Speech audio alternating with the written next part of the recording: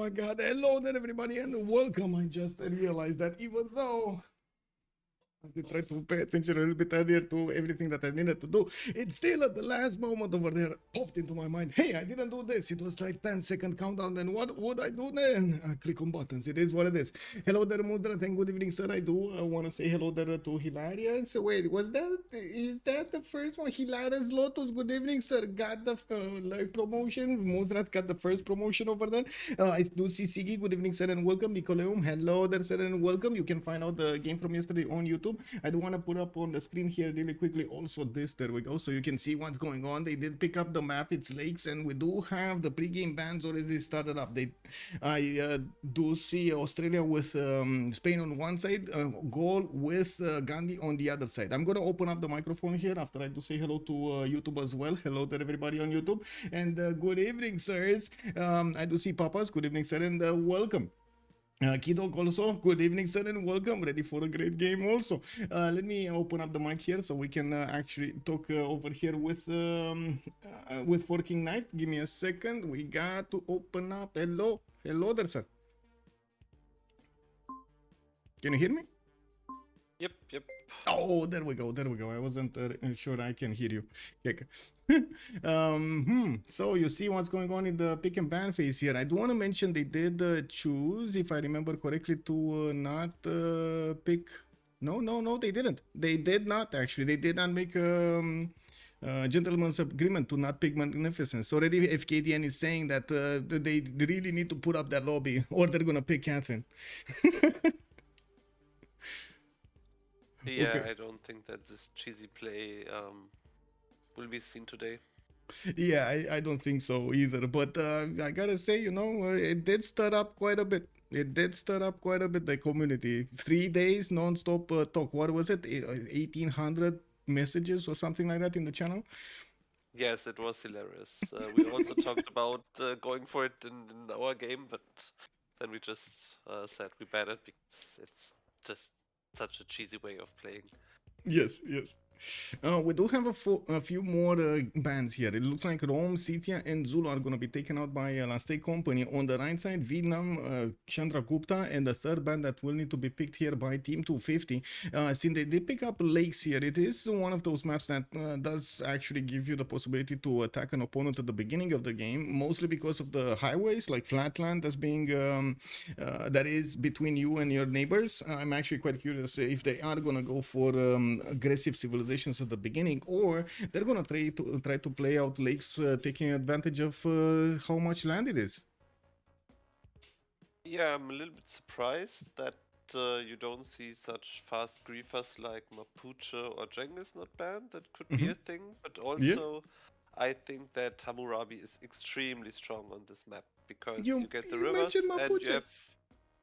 There is Magnificence. They picked it. Yeah, you mentioned Mapuche and boom. You know, they just knew. They knew. And oh my god, first pick Magnificence. Okay, what do we see now? Poland, Congo, or what? Yeah, to deny any relics. Oh my god, wait a second. Oh, unbelievable. Takeshi Left, thank you so much for the $100. This donation goes towards the CWC prize pool. By the way, all donations this month will go towards the CWC prize pool. And I gotta say, man, look how much these players deserve this. They deserve every cent over there. So if you do have something extra to show over here for them, please send a donation and we're gonna get that prize pool beefed up. Lancer, also good evening, sir, and welcome. Okay, there we go. What do we have? What do you think is gonna be the response? So they did take out Poland, and it looks like also Cree. Yeah, but isn't Congo getting free relics as well? It is, and actually that was my first question after the discussion with Poland. Well, I mean during the discussion with Catherine de Medici strategy with Poland, how they did not pick Congo also, or around that, how they did not think about the Congo free relics, and they went for Poland. It seems like, I don't know, to me, for example, it seems like Congo can definitely work a little bit better without the relics than Poland can.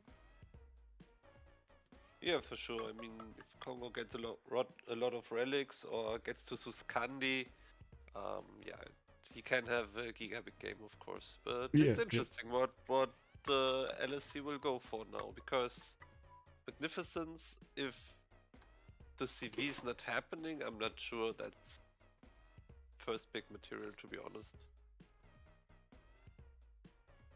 Actually, I'm quite surprised that no one is taking Hammurabi, but maybe they go at least for second rotation.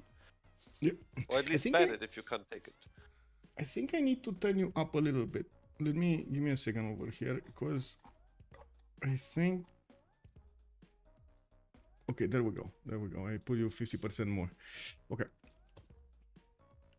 I was sitting you a little bit low compared to other sounds that I have in my ear, like the music low. I do see Coupe here is also going to be picked up by a State company near Magnificence, which is kind of weird. And like you're pointing out, didn't pick Congo as their second master here. Are they going to try to show us the way? Because this is Chuck's team, right? We got Chuck, LDK, we got quite a few big brains over here. Malm also on that team. They definitely are cooking something up. And I gotta point out, Chuck did want to change Magnificence, or I should say the BBG Council did change Magnificence. It gave it a bit of a different identity than the initial one, which was in our mind, those projects. It usually does very well in FFAs, not so well in the, or not so picked actually, in the 4v4 scene. Do you think it can be played differently without the projects, but still to get the victory? I'm not so sure about it, to be honest, because I always feel like Magnificence is lacking some kind of tempo early on. But yeah, if you have a good spawn and maybe you have a protected position so that you don't have to go for units and bottom tree, I think you can have a reasonable game as well. But to be honest, I really don't get this draft. Oh my god, this I'm is not so sure fast. about Maya. I didn't see Maya for quite a while. Yeah, but this draft is so fast. Do you see the players are like on Last Day Company? They knew exactly what to pick, in which order and how, and unbelievable. This excites me more because I feel like they actually did their homework. This is a rare thing. They actually did everything they needed to do in their homework. Yeah, there must be something that we currently missing, because I don't see a Maya Cooper Magnificence interaction, but maybe they prove us wrong. Who would have thought about Magnificence Poland and Poland going for Coral and Magnificence going for Ruling Furies a week ago? So maybe they cooked up something, and we will see what they are opting against. Good evening, Linda. Hello there, ma'am. You can use the link, by the way, over there in the pin message for the donations. Also, Singularity, good evening, sir. Pericles ban indicates they're still going for an early culture victory, taking out Pericles over here. So is this a combination of amenities? Like Maya definitely wants to go irrigation. We do have Coupe over there that can grab those from the coast and on the land. And then Genghis Khan, I guess, can get some and also can put a little bit of pressure on their opponents. Is this maybe the combination they're going for? Another one of those cheesy things? Could well be. I think we just have to see what they are up to, because I have no clue. Oh my god, that is Chuck. About the draft, and I'm also curious about the combination Bolivar and Macedon. Okay, Macedon can do just Macedon things, but Bolivar can also just sim with the plantations and come to the haciendas and then have a good game. But yeah, really interesting. Yeah, I do have to ask here, stream chat. This is one of those things we're asking. Is this a sin? Is this them not banning Catherine de Medici? Is this a sin, chat? Yeah, hello there, sir. Good evening. And of course, if we do have 3 S's over here, it's going to need to be nailed down as a sin there. It is what it is. Good to grab Poland to counter Magnificence? Yes. Will it counter it, though? Will it actually counter it? Wow, I actually lost connection to a lot of players here. This is not cool. Oh, no, LDK dropped, actually. Never mind. This is what happened.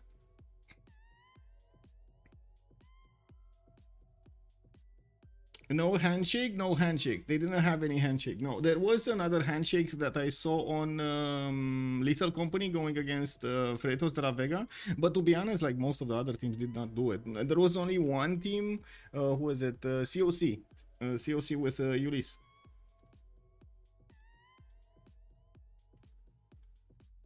Let's put up the prediction also for how many remaps are we gonna have here. 0, 1, 2. Submission period is 10. We need to put up. There we go. It's live on Twitch. I do want to put up also, like, close this screen and then. Oh no, I don't want to close the screen. Did you see how close they are in their points in the scores right now in the groups? No, I haven't checked before, but probably Check you can this out. bring it up. Yeah. Check this out. I was like, while we're waiting for this, I was taking a look, and Team 250 does have the lead here with 4 games played, 3 wins and 1 loss. We do have Commander with 2-2. Last Day Company is also 2-2, so tied for the second there. And then Why So Serious is 1-3. I don't think I updated I don't think I updated everything here, but they're very close. This is very close already. Yeah, but that's the most interesting in the group when everyone can win. Then you have close games, and for us it's probably a lot of fun. Yes. Also, Linda saying the cheese was the reliquaries according to what you told me. Cheese reliquaries. No, the cheese is actually the cheese on Magnificence comes out of its project. And how quickly can you get the project? Because and it's on all in from the team. It's very hard to recover from that. You have a lot of tempo problems because of the lack of amenities on your empire. You're giving away all of your amenities to Catherine de Medici. Magnificence. Okay, actually, Freritos realized what was happening in that game, and the Culture Defender also went for 2 entertainment complexes to get the boost. For a lot of defense, but it was just not enough. It was really amazing. I was really stunned when I saw that. Yeah, I think the only beginning when you see Catherine the Magnificence is you need to pick really high culture civs like Gorgo, for example, half cost theater squares, Japan Hojo, and go immediately, like extremely early to get the writers, to get the projects. It's basically what we've seen with Middle Student's build. I don't know if you remember Middle Student, but he was doing basically the same thing all over in every game with any civ. But his whole build order was centered around the extra culture that you get from Theater Squares Wonders, extra Jesus, early great writers. Like he was always going for at least 2 from the great writers, doing the projects and so on. It's an that's why I wonder, if you want to go for culture victory, why do you pick Cooper? You can't get books for tourism, so I don't get this. But it might be a lot of culture immediately, because Coupe does get well, I guess it's on its team, right? It's on her team. Wait, it's not a defender, right? It's with her. Yeah, it's on his team, but he can't feed books to Medici. Yeah, he can't do anything. Nobody can really feed books in this place, I'm pretty sure. Maybe he's going harbors to make gold for the team, because someone has to make gold. Maya will go campus. So maybe something like Holy Site. We need to set some stuff straight over here, because I think we didn't explain from the beginning to the end to Linda exactly what happened there. So basically, you do get the extra tourism from the beginning from the relic that can 100% give you more tourism pressure, because you get to acquire the first early ones from a much earlier stage in the game than you would normally without those. The cheese that happened there was cheese was in combination with this. They had an extra maybe like 20 turns, maybe I think 20 turns, 20 something turns of 20 extra tourism versus the normal one. But still the projects carried the most weight, like it was 95 probably percent the projects, and then in the relic that gave it that extra 5%. I don't think in that situation they could have defended. Like maybe because they didn't push the culture. They didn't have anybody with at least 100 plus culture per turn. They had maybe like 60? I think 60 culture or something.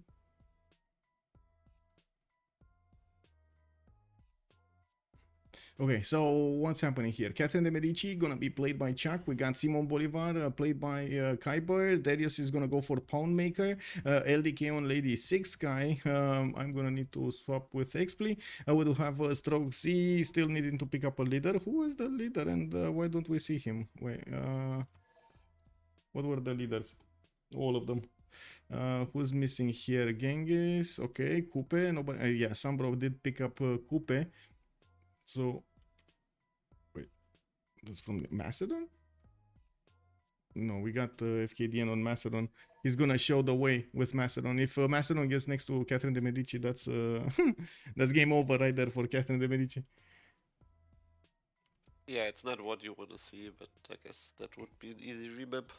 If Yeah. they meet, of course, because sometimes you just don't meet the guy and then meet him turn 11 and, you know, you will have a pain game. Yeah. I think Genghis is missing from this, and from the other roster, it's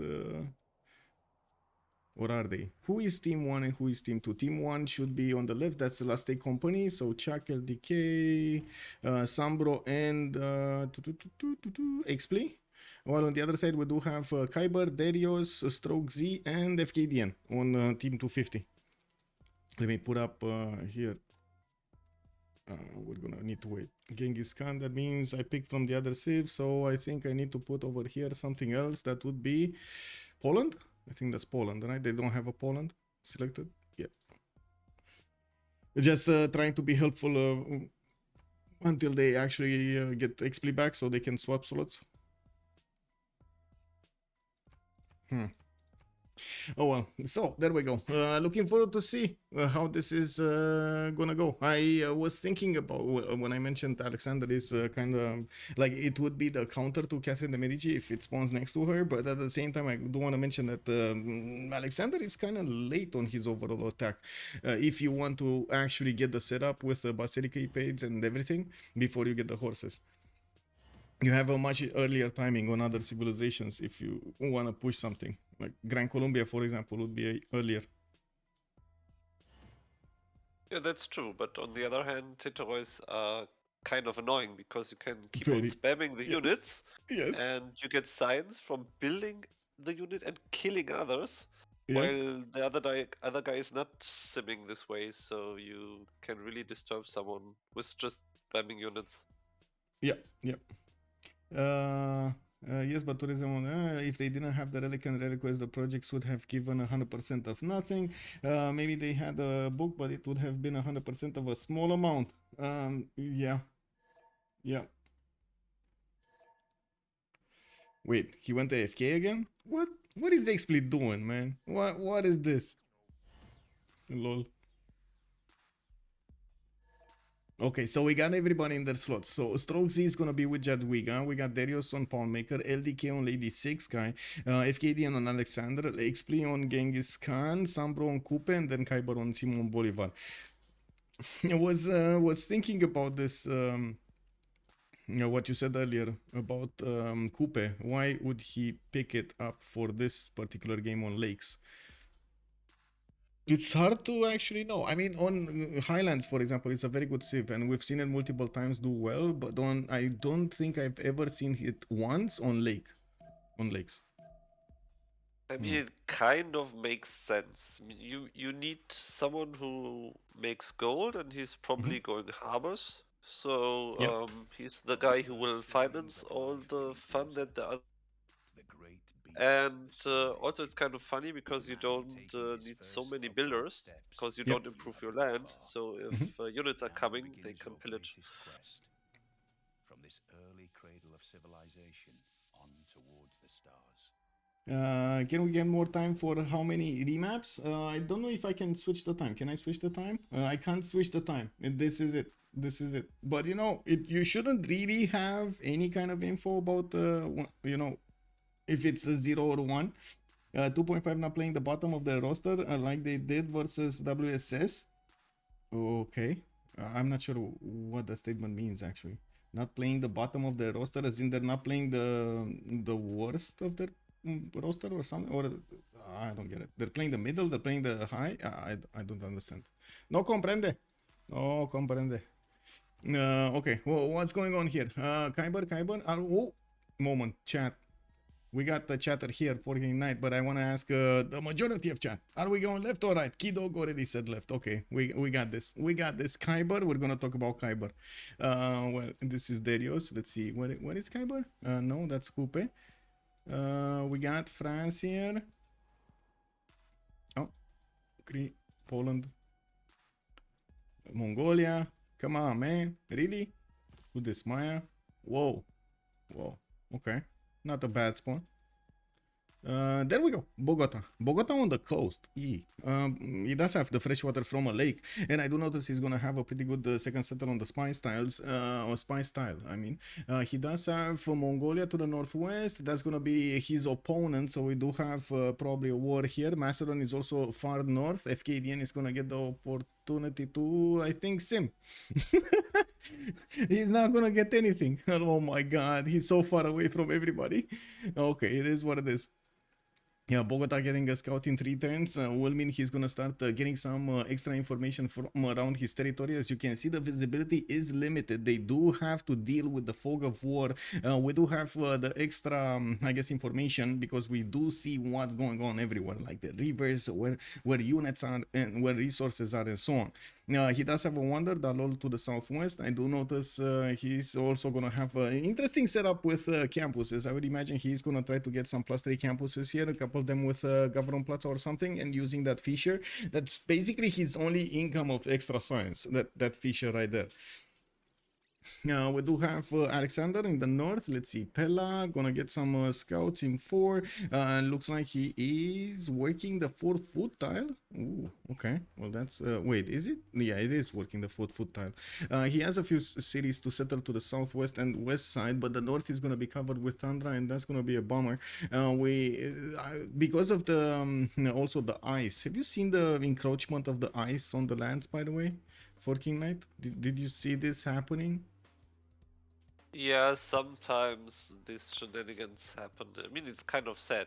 I think his whole spawn is kind of sad because he needs a million years to find someone and he has no expand to the north. Yes. I mean, his spawn, at least his 4-0 tile in cap is quite nice, so you can grow fast.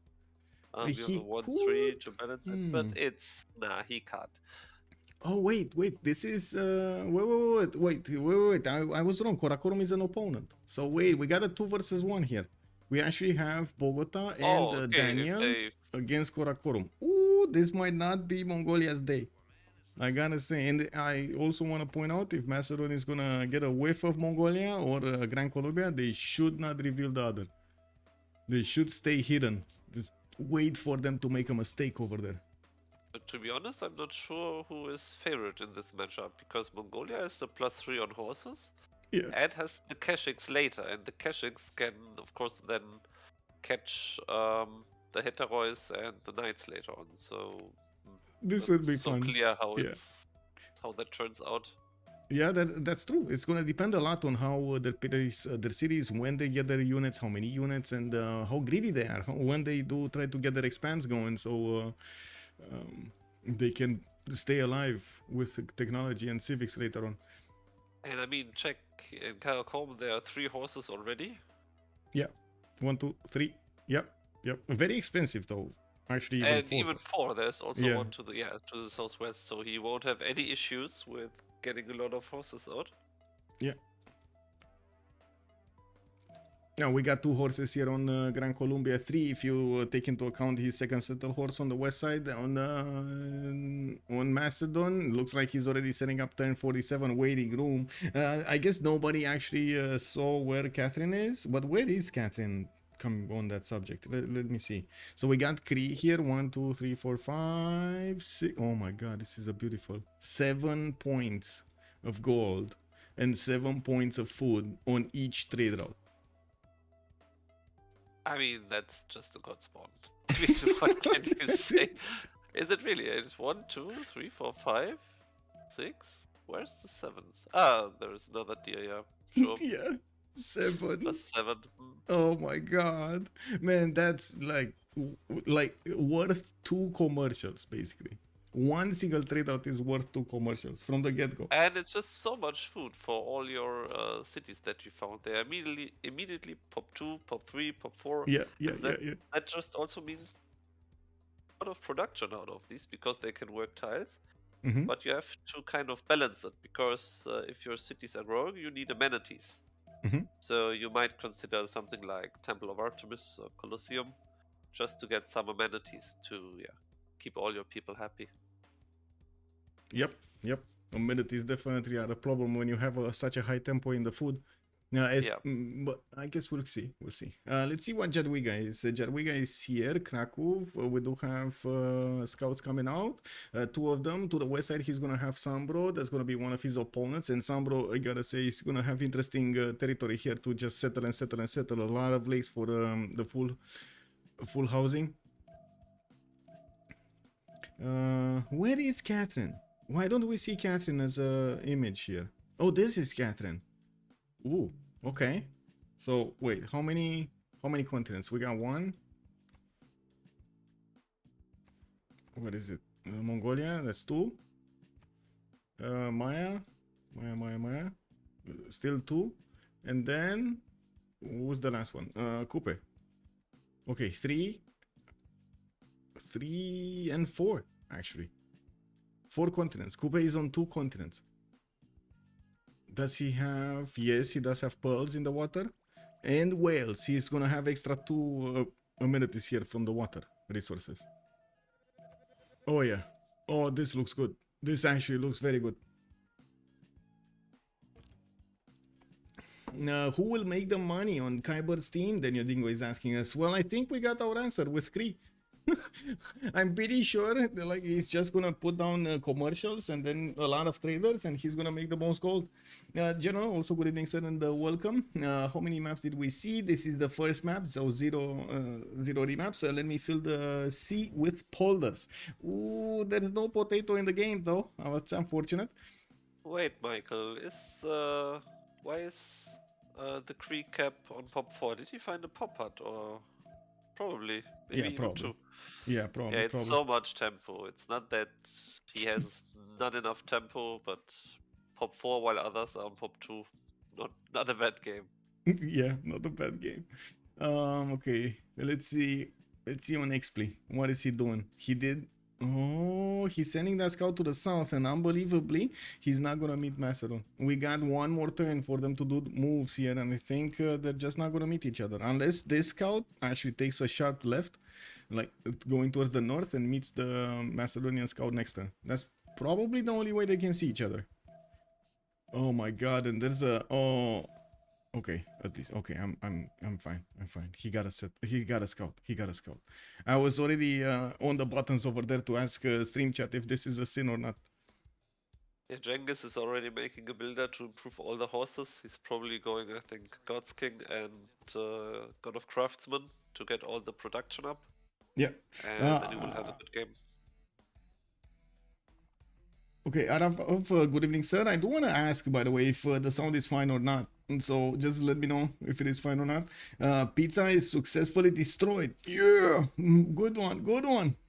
And there is a legend also. Good evening, sir. Wait, why did the general got burned? What did they do? What did he do? Okay, so they're not gonna meet each other. There's no meetup over here of the 2 nations, and he doesn't even know about Gran Colombia to the southeast. Did anyone get to meet each other? No? Did anyone get to meet anyone? That's my question. I don't think so. Oh, they did. Gran Colombia met France. Oh, they're gonna keep this. If Gran Colombia met France, they're gonna keep this. Yeah, there we go. And Last Day Company is saying, nope, we want to get our France out of there. They gave up on the 4 continents and extra amenities from that lake for Coupe to get another one of these chances. But to be honest, but I think that was a wise decision. I mean, if Darius can play this spawn, he could also think about then taking Goddess of the Hunt to make even more gold and get his cities growing even faster, or City Patron or whatever. Mm-hmm. I think it was a good idea to remap this positioning-wise and also spawn-wise.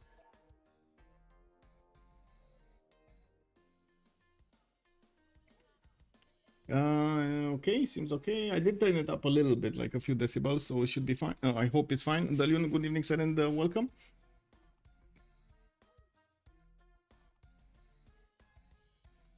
Good day, Baxter. Hello there, sir. Good evening, good evening.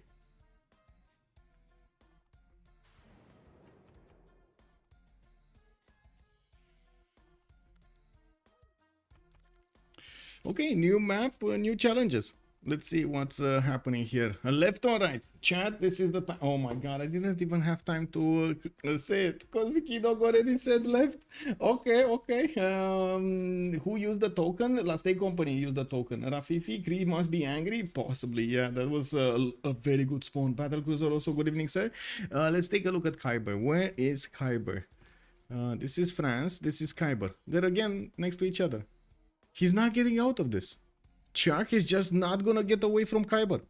This is written in the stars. Forking Knight, I don't know, man. Is this Murphy's Law? For At Chuck, least it's basically? kind of unlucky. I mean, if you get away from the guy once and you see him on the next map again, it's not what. But I mean, he has some decent chokes, I guess. So he just Yeah, at least blocks this the time. 2-tile Yeah. choke in the north and the 1-tile choke to the south, and then nothing is happening. Well, if he goes there, that I think is the issue. You can't really afford to deviate that much from the build on Catherine de Medici, from getting those theater squares, getting cities out, improving your resources and everything. Like the second you wanna introduce an encampment build order into the mix, it just messes up everything. Like it slows you down massively. Yeah, just don't get to the idea to go top 3 against the Lanero guy. Yeah, That will hurt. don't go top 3, yes. Okay, and so Kiber is gonna get his scout out. He does have a 2-3 deer time, and I do see 2 salt mines here. I guess he's gonna mine some salt in this game, right? If he actually goes against Catherine de Medici, he's definitely gonna mine some Last Day Company salt. Now we do have him with horses in the capital, second ring, iron also in the second ring here. Definitely series that good series that he can put in front of his opponent here. I'm actually curious. No, this is not very good, but it's okay, right? I guess a bit expensive. You need to buy out a 2-2, but I guess it's fine. This one semi good. No, I take that back. He doesn't really have good series towards his opponent, does he? This is a much better location. This is a much better location. This is a much better location. Like every other city in the other part of his empire is better than the ones that he's gonna have towards his opponent. It is what it is, I guess. The stars is telling him no. We do have Alexander also, Fkdn. Where is he and why don't we see him? Oh, Mongolia is also to the north of Gran, Colombia. That's gonna be one of his opponents, and Mikisiv Wachik is gonna be in. In range of Mongolia. That's not good. Where is Fkdn? There we go. Macedon, gonna get the opportunity to settle a wine tile, and he did want to get the extra vision. He moved onto 1-3, so he gets everything. Liege is double loading. What? Anyway, who's double loading? Kick. Never mind. Now we do have him also with this river towards the southeast that he's gonna get to use to go towards Maori. I guess that's his only target in this game. Maori southeast, because then it's gonna be a pain, such a pain to actually get to Mongolia to the west side.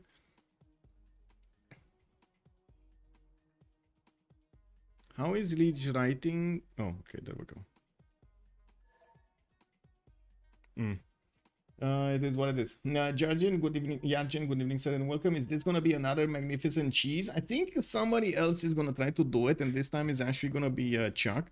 The biggest question mark is if he's gonna be successful, because I mean it's one time, the one strategy that hasn't been used in like 2 years for a reason, and there was quite a bit of a discussion back and forth in the captain chat and in the player chat actually between all of the players in the community, saying that it could be defended. Like if you do discover it early on and you do prepare for it properly, you can defend it. And then there was the other side that is saying, the other party saying that it cannot be defended. There is way too much tourism acquired if you do manage to get a lot of amenities going. And I guess this is going to be a very good showcase to see if actually, right, BBG, big brain over there, we got Chuck, is going to manage to pull off another victory when his opponents are going to try to defend it properly. Zilte, good evening, sir, and welcome. Now, where can I see the tournament current placements? You can take a look at the Civ6worldcup.com website, and you're going to find over there the results of the game and also the streams from each of the games that are going to be played live. I wish I could make an archive, but it's a bit too much to make an archive, and especially since most of our content creators do not really keep everything, and they're like all over the place, and yeah, it's kind of hard to keep and maintain and update. Darius 227, let's see, where is he and what is he doing? He's gonna be here, Mixivanchik. Definitely a war spawn. Definitely war spawn. Like only 2, maybe 3 pashers. Whoa, that's just bad. We do have him with a much better second city though. 1, 2, 3, maybe 4 that he could get if he settles to the south. I guess it is what it is. He's gonna need to make. Yeah, but the worst part of this is that Mongolia is close to him. Yes, yes. I mean, I'm not even sure. I guess he needs to. Like, he needs to go commercials into encampments. There's no other way. Get those trade routes, or does he? He could go just encampments and then get the commercials afterwards. It's slow, but you can do it because Cree does have the extra trade route anyway for the 2 cities. Yeah, and he has decent campus adjacency, so he should get up his science because it's important against Mongolia. Because you need to get your printing, you need to get your spy. Yeah. Because otherwise, the intel with Mongolia can really hurt. So you sometimes even have to ask a teammate, please boost me the way to printing, because otherwise you're just dead. Yeah, yeah, totally agree. That extra diplomatic visibility, whenever it gets out of control, it makes so much of a difference. Strokezy here on Poland. We do have Stroke with Krakow to the southwest. This is kind of a weird spawn, but I guess it is what it is. He's gonna have multiple cities on the rivers in the south, and I do notice also he can expand northwest, northeast, not a problem. He's gonna have some lakes to benefit from though, and it looks like he's gonna be far away from most of everybody. He has a web canal to the northwest. There's a Mayan city to go against a bit later, and this is actually perfect wing hussar timing. It's far enough, like not close enough to fight at the beginning, but far enough to reach with the wing hussars in a good enough time if he settles the infrastructure there. Like if he gets a city over here and gets closer to Maya, that's gonna be amazing for him. Or even like just in this, I guess, that general direction. Now we do have SunBro also southeast of Macedon. Looks like SunBro is gonna get his builder first, and we do have him also with a Reeffish +3 campus to the southwest. And I do notice he's gonna have some wine. He's gonna have a wine settler in the south. He will need to get as many amenities as he can for Catherine de Medici strategy to work, if that is the cheese we're gonna see. This is we don't know yet if Chuck is actually going to go for that cheese, or do we? Chat, I think, wanted to say yes. I'm not that convinced yet, but I guess we're following over here the line. It is what it is. Just ask for some Toa bodyguards. Yeah, there we go. That's another reason. You think for King Knight, the Toas are going to be good bodyguards to Chuck, to Catherine the Magnificence? Yeah, Toas are actually really strong. It's kind of impossible to push into Toas. It's kind of similar like Samurais. If you upgrade to Toa or to Samurai, it pushes over. No, we got Korakurum here with a pretty good tempo. +5 sugar tile. He can couple with 1-3 tiles in the south. I do notice he's also going to have these shops in the southwest. But to be honest, in overall, I don't really see a lot of shops here. Like in the south maybe, but... the western cities that he will want to settle towards Cree are not just filled with shops like we've seen before. For example, the Russia move, who was it, 2 days ago, right? Ben did manage to pull off so much of a powerful attack at the beginning because he just chopped a whole city with like worth of an army, 7 units or something. Okay, well, settler coming up in 2 turns, and we're gonna need to see exactly what he's gonna put his cities on. He does have forces next to him again. 4, 5, 6, 7 horses for Mongolia. Oh my god, if this is not gonna be open sky, I don't know what it is. We do have also LDK to take a look at, and let's see, where is the big guy? What is the big guy? Here. Okay, webcam now. We got him with a 2-1-1 amber tile, some cotton tiles. Okay, 1, 2, 3 possible amenities. 4. No, 3. We got 4. 4 with the citrus.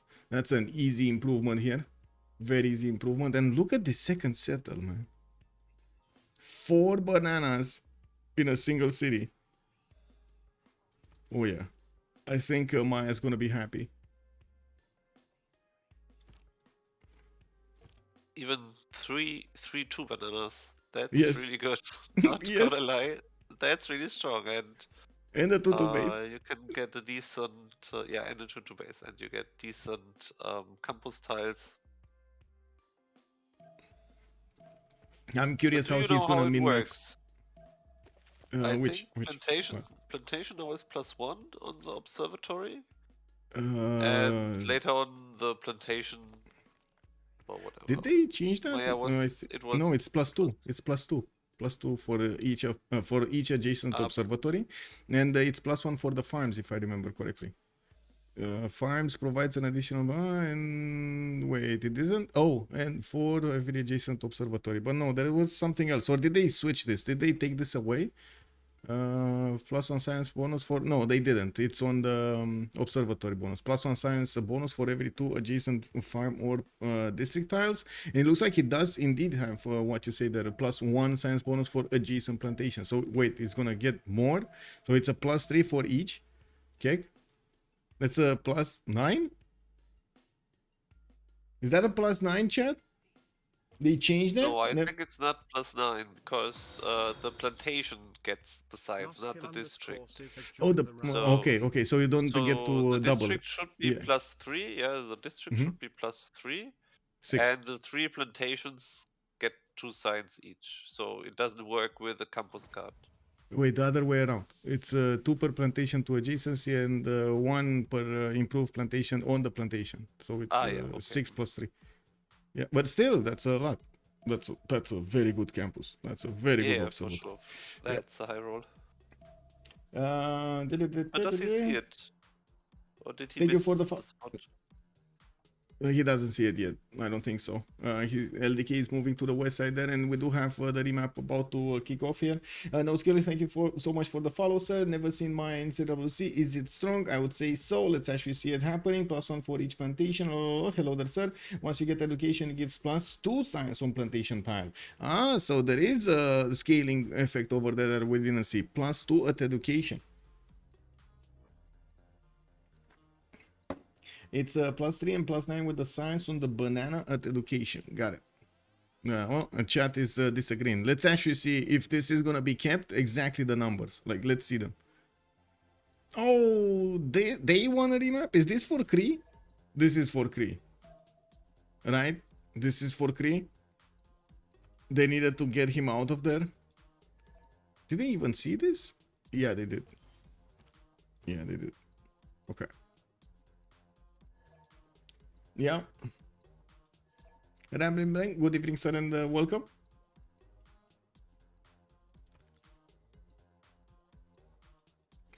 Oh, I think I need to use this time to actually put up the team labels. On the left side, we do have Team 250, and on the right side, we're gonna have the big boys from Last Day Company, LSC. Let's get going. Darius within 50 tile of any player have to remap feed chance so too high. Not John. Good evening, sir, and welcome. Wait, really? That's what's going on there? You're trying to protect Darius, or you're trying to protect everybody else from Darius? From the first stirrings of life beneath water, to the great beasts of the Stone Age, to man taking his first upright steps, you have come from.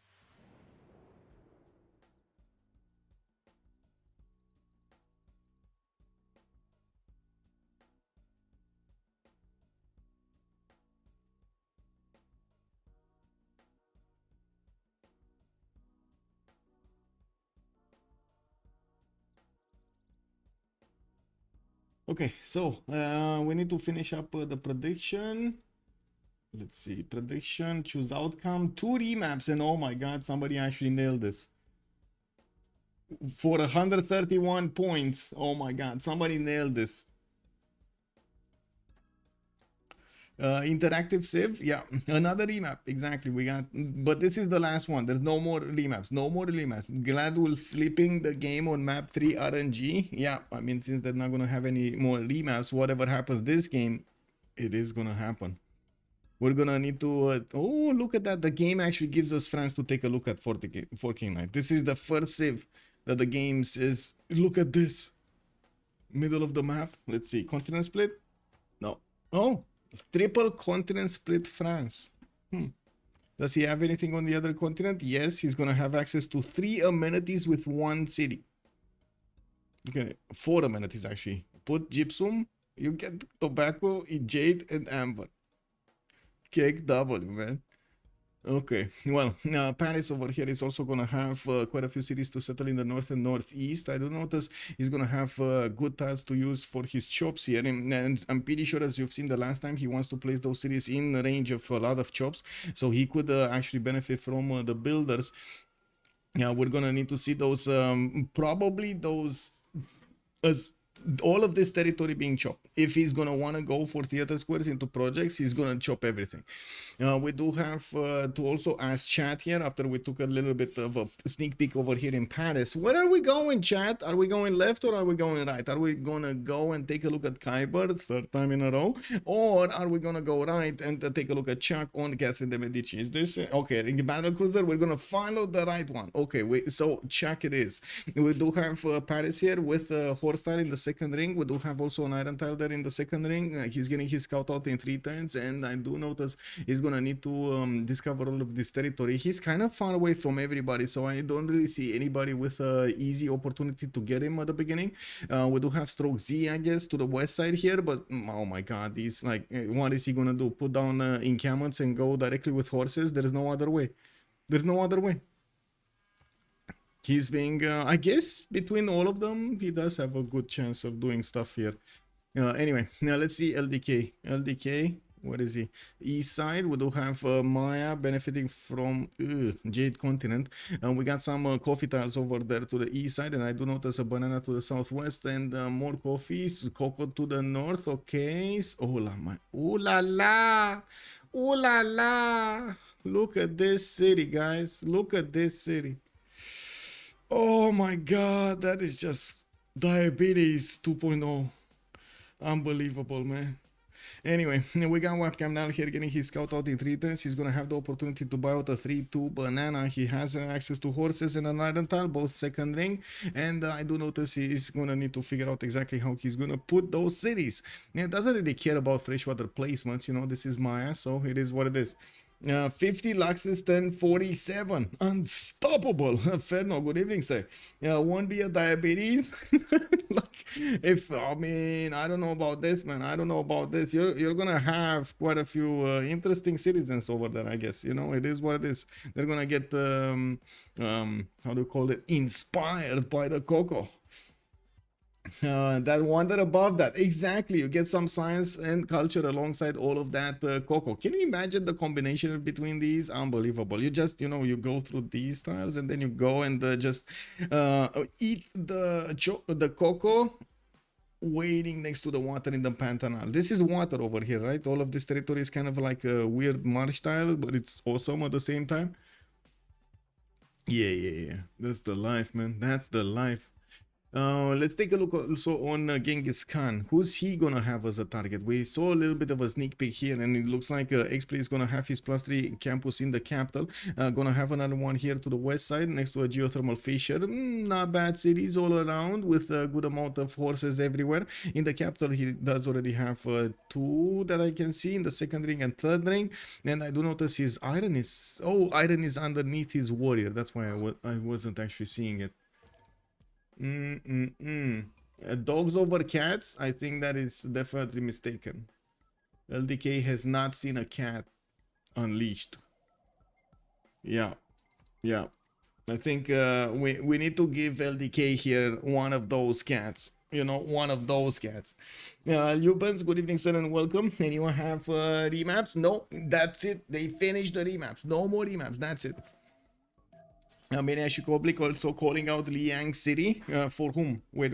For whom? Oh, the Pantanal. Yeah. Yeah.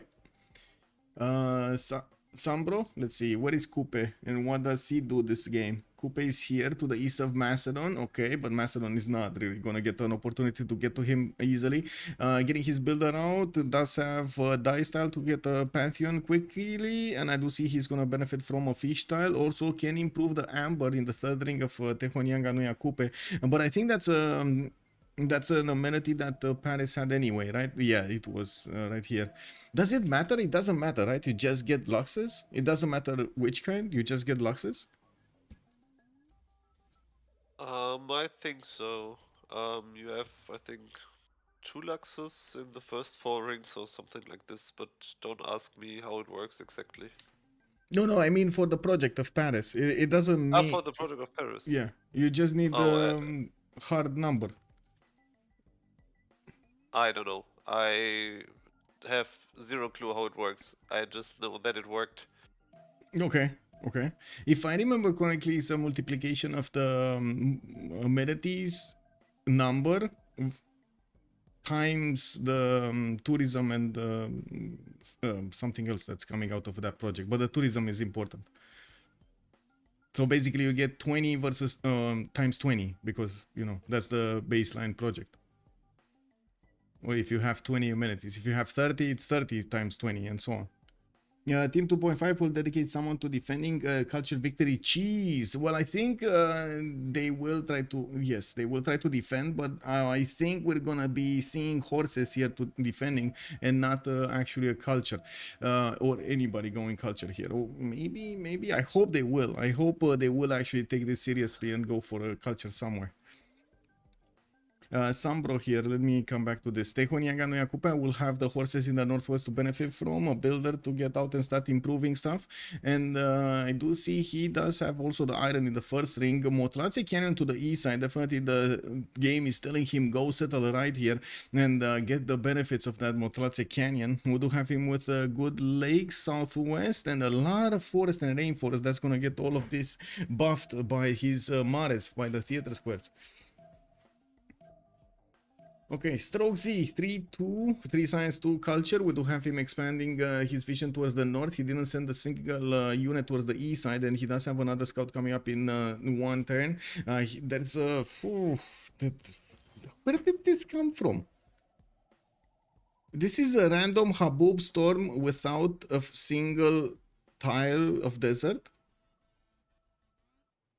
How does this happen? It is the overflow of the lux. If you have 10 amber, is better than to have 6 different luxes. The defensive, okay, like Macedon with horses is Catherine Backwin a nerf compared to the Civ Ukraine game. No, it is not Shigi. It's basically the same one. Also, Haboob, speaker. Hello there, sir. Good evening. It was Magnificence, and no, it was not nerfed. Linda is calling out. Yes, indeed.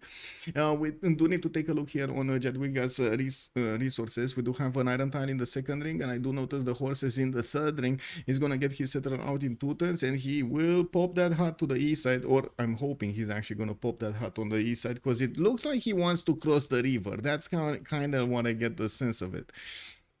Yeah, we do have also Darius 227 this time around. Mickey Sivuachik benefiting from 1, 2, 3, 4, 5, 6. Okay, this is nice. This is nice. I like this. 6 points, very nice. I'm actually quite curious if Darius is gonna min-max this and put everything that he can. He does have a possibility to get Temple of Artemis also with the 2-3 deer tile. Again, good tempo on Cree. Good tempo. Yeah, it's just a beautiful spawn, especially because you also have the campus adjacency, so you can go commercials first, then you get your 2 discounted campuses, probably +3, +4, depending on where you put it. Just a good start. Yep. Also nice reverse for his upcoming aqueducts / industrial zones. If, yes, I know chat is gonna throw one dagger to me right now, if game goes past turn 50, because, you know, Cat and the Magnificence. It is what it is. Dangsha on north of Cree now. Oh, Dangxia. Yeah, we do have Dangxia. I think it's called Dangxia, right? Zangi Dangxia. To the northeast. That's a pretty good settle over there on the Jade tile and getting the benefits of free merchant. What's the first one? Marcus Licinius Crassus. And also he's going to get a free general if nobody's going to get the general points. Let's look at Alexander, and where is he? Ooh, Alexander has a way to Maya. We do have him with the scout, actually punching the wall of unknown here. And I do notice his Macedonian settler is going towards the southwest, where he does have some extra horses that he could benefit from. His other settler is coming out in 6 turns, 2-3 tiles in the capital to work with a horse in the second ring and an iron in the second ring. Good enough also cities to the north and to the west side to place. Very good actually chops on the west side here. A lot of chops to the west side. Oh my god, yes, I can see this right now. Settle on Ivory, get Magnus in, and then chop Hetaris and send them to webcam now. Maya won't see this coming from a mile away. We do need to take a look also on Kiber, on Gran, Colombia. Where is he? Where is he? Where is he? This. Bogota. We do have him getting a settler out in 6 turns. Moving to the north with the first settler. I would assume he's going to want to get it next to the dice tile. So he gets a free Pantheon. Horses in the south, 2 of them. Okay, some sheep tiles also in the east. I think the biggest question is, does he have target? And I think the answer is kind of no. I mean, there is SunBro to the northwest. Is he gonna want to go against SunBro here? I mean, he could, but he doesn't need to do it right away because his timing is not horses or cursors. His timing is Lanero, so he can just sim up. Yeah, you say that. And then you say that. Target. You say that, and I totally get it in a normal game, but this is not a normal game. We got Catherine the Magnificence. This changes the whole dynamic of the game, right? You're thinking you can't. I don't think you can think past turn 50 in the game. Like what you do in the game will need to be like compressed for those timings that you actually can affect your opponent. Like the horse timing or the courser timing. I think courser timing might be actually the latest timing that you can actually pull off. Or knights, I guess. Knights are also over there. Same. Yeah, but same I think vertical. The territory is not so good because he needs a lot of movement to get there. Yeah, there are hills, there are woods. It's not so easy. That is true. That is so true, and this is gonna make it more and more painful. I think he can maybe help this a little bit with like putting down cities right in the front of Coupe and getting trade routes going. Try at least to make up for this in between his cities. But yeah, further away it's gonna be a big problem. We do have also Kumasi that is gonna be winking at them, trying to be yoo-hoo, hello, we got some culture. We're gonna need to see if Kumasi is gonna be taken over. Is this gonna be the victim of the war between Coupe and Gran Colombia, or is this just gonna be there, ignored by everybody? Nobody's gonna want that culture. Did Cree settle Zangi? Wait. No. Does he know about Zangi Daxia? Oh my god, guys. Okay, is this the sin? Did Darius over here commit the sin of not scouting? 1050 players can ask for a rel. Yeah, basically. It's a sin not scouting. We got 2. Do we have a third? Do we have a third over here? Yes, we got a third. What do you think, Forking Knight? Is this deserving of a sin of not scouting? It's not his fault. You can make an argument for it. I think he wants to. Is he really going for Tamananki? I'm not so sure about this, but if I play Cree, I just usually try to explore the space around the rivers, because that's where I probably want to settle my first cities. So it's kind of obvious that you go to the left and to the north and then check what's happening later on in the south. So it's possible to find it, yeah, not gonna lie. But I think it's not so easy, because even if you stand on, maybe you see it on Jade, but you don't see it from the 1-2. So it's, you can miss it, of course. Okay, well, he does have another settler now and an Occitan. But I assume he's gonna go towards the known territory. That's west side rather than north. Even though I gotta point out, I was expecting him to settle these cities, or at least want to know what's going on here with the mountain range, because usually that's where the best campuses are. So you kind of want to have a peek there and see, decide for yourself what you're gonna do. He Yeah, sees a but lot even of if you only see the 4-0 and the 2-2 and the 1-2 hill, you can just settle there. There should be something else. Yeah, yeah, that's true. That's true. And he doesn't see that something else. That's the problem, right? He doesn't see it, unfortunately. Chat is split, so I'm not gonna, I mean, I guess I'm gonna keep it up in my mind over there. Is it a 0.5? We don't give him a full sin. Is it a 0.5? So we can get this going.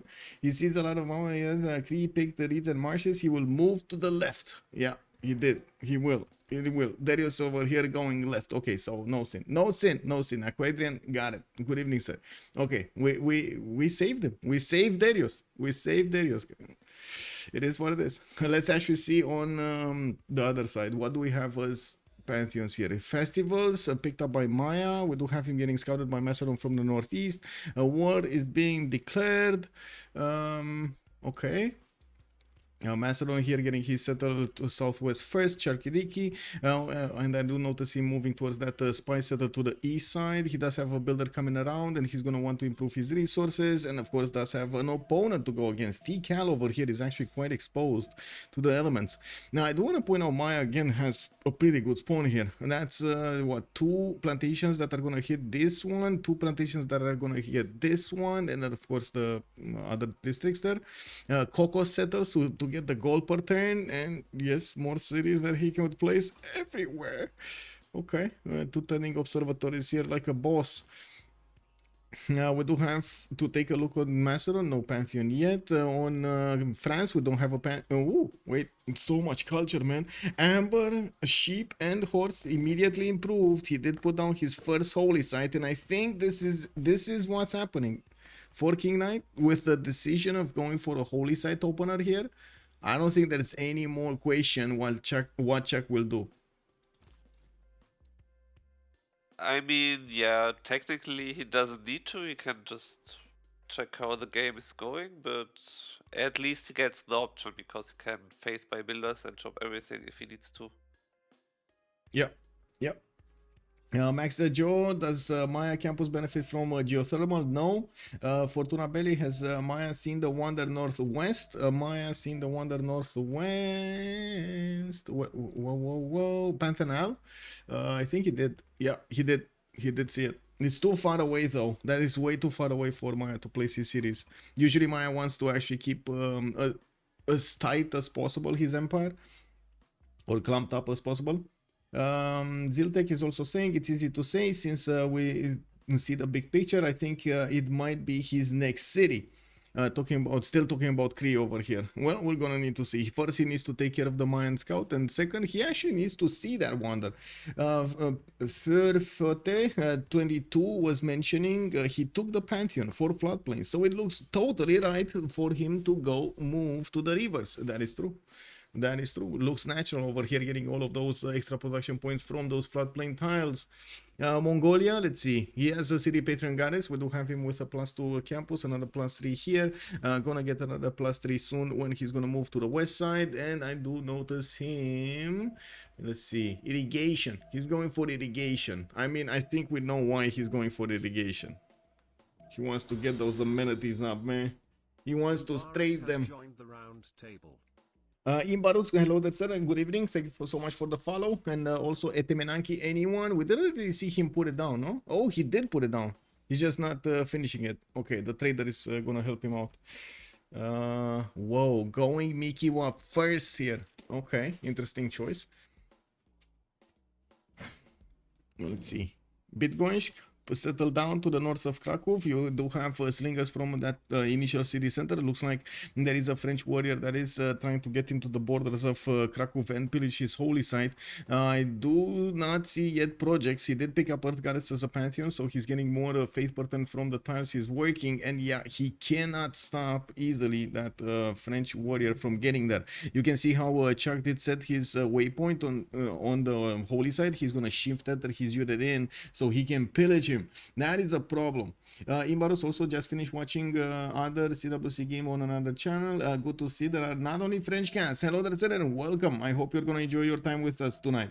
Any chance you could explain the build for France? I see he starts with holy site, and no idea is to get the really fast culture win, but not sure about the build way to do it. So usually with Catherine de Medici France, you do want to open up getting some faith generation going. You're probably going to go into a monumentality anyway, and for the majority of the time you kind of want to keep your stats low. You don't really want to go too fast on the stats. Unfortunately, the culture, as you've seen, actually the extra culture that she's getting from those improved resources, it's a bit too much. So after you do manage to get the holy sites, the religion, the reliquaries, or something that gives you more tourism reliquaries, you do get well, in this case, wait, he's not gonna go reliquaries. He can't go reliquaries, right? He can't go. He's gonna get to use his faith pattern into buying out builders for that moment when he's gonna start chopping. The projects do scale, like every after you do discover the projects, I'm basically discovering theater squares, which you're gonna wanna do. They do scale, Court of Love, and scale very fast. There was a how to say, there was a file that was shared in the discussion between the players by somebody, and they did show that the projects scale incredibly fast with text and civics. So it is better to do them quickly.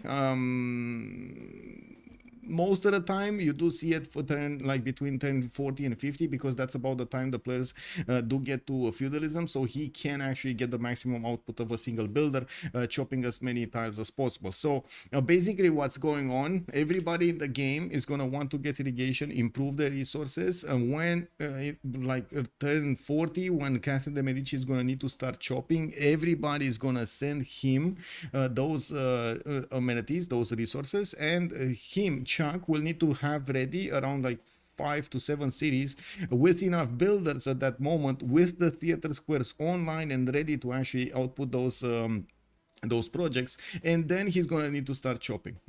A lot of preparation will need to go, and that's why I was mentioning to Forking Knight that a single difference in the build queues it will slow down the whole strategy up. It's not that easy to actually keep on chopping projects, like trying to get it while we are being taken down.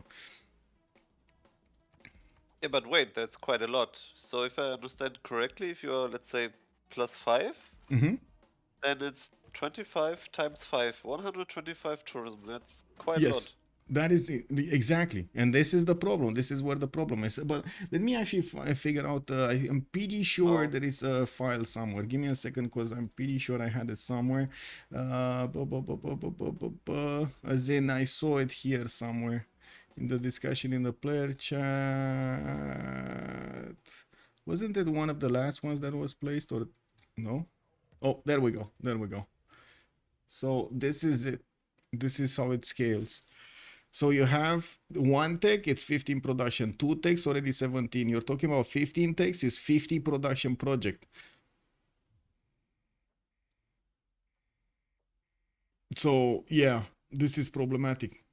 And you might say that this number is not that big, but if you take a look at the text that you require a lot of text to get through, right, in the middle. Like that's 1, 2, 3, 4, 5, 6, 7, 8, 9, 10, 11. That's 11 texts that I have right now until I hit education. It's 13 to hit education, and then 14 you get engineering. So we need to take a look around between 10 and 15, I would say. So it's 38 it's 38 a project, and this is only text. I'm pretty sure the civics should affect this also, if I'm not mistaken. Yeah, I think that the issue is that there are more techs in game than civics. And the basic mechanic is that the more techs or civics you have, the more expensive your districts become, and also the projects. Yeah. But it's worse if you have high culture and low science because there are less civics, and if you get the culture from the projects, your projects are incredibly expensive at some point. Yeah. Yeah. There is one positive aspect, because if you unlock more techs and more civics, also your job value increases. So that's kind of balancing it out. But as soon as you run out of jobs, you just have You can't build it expensive anymore. districts Yeah. and, Yeah. projects. So It's an if all you in. start that at It's time, all in. yeah, Yeah. it's some kind of all in or yeah. Yeah. But to be honest, I was taking a look at the cheese strategies from StarCraft 2. I know it's not really the best comparison here because, well, turn-based versus real-time strategy. But the same is happening there. When you're talking about cheeses, it's an all-in. It's very hard to deviate from any kind of cheesy strategy. Let's see how things will evolve here. We do have wow, Darius walking in and taking a builder. That's a 3-charge builder that got taken away from France. I'm pretty sure France is not gonna like this. Is this a sin? Or is this a half sin? Like yesterday we did decide that escorting settlers without, or I should say unescorting settlers and losing them. Oh my god! Oh, that is definitely a sin. That is a sin. The city got hit by the mighty flood. That is a sin.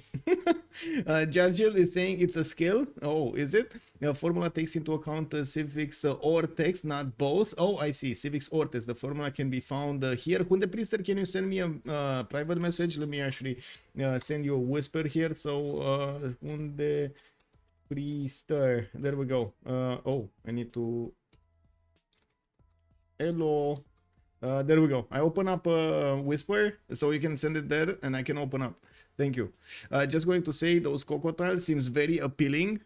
Yeah, they do seem very appealing. I'm pretty sure. The top saves are not in this game because they're probably banned. Meanwhile, Maya is crying in the corner. Yeah, it is what it is. Okay, let's see what's... oh. Give me a second. Give me a second. I need to go. Forking Knight, if you wanna talk a little bit here, need to open door. Yeah, sure, I can.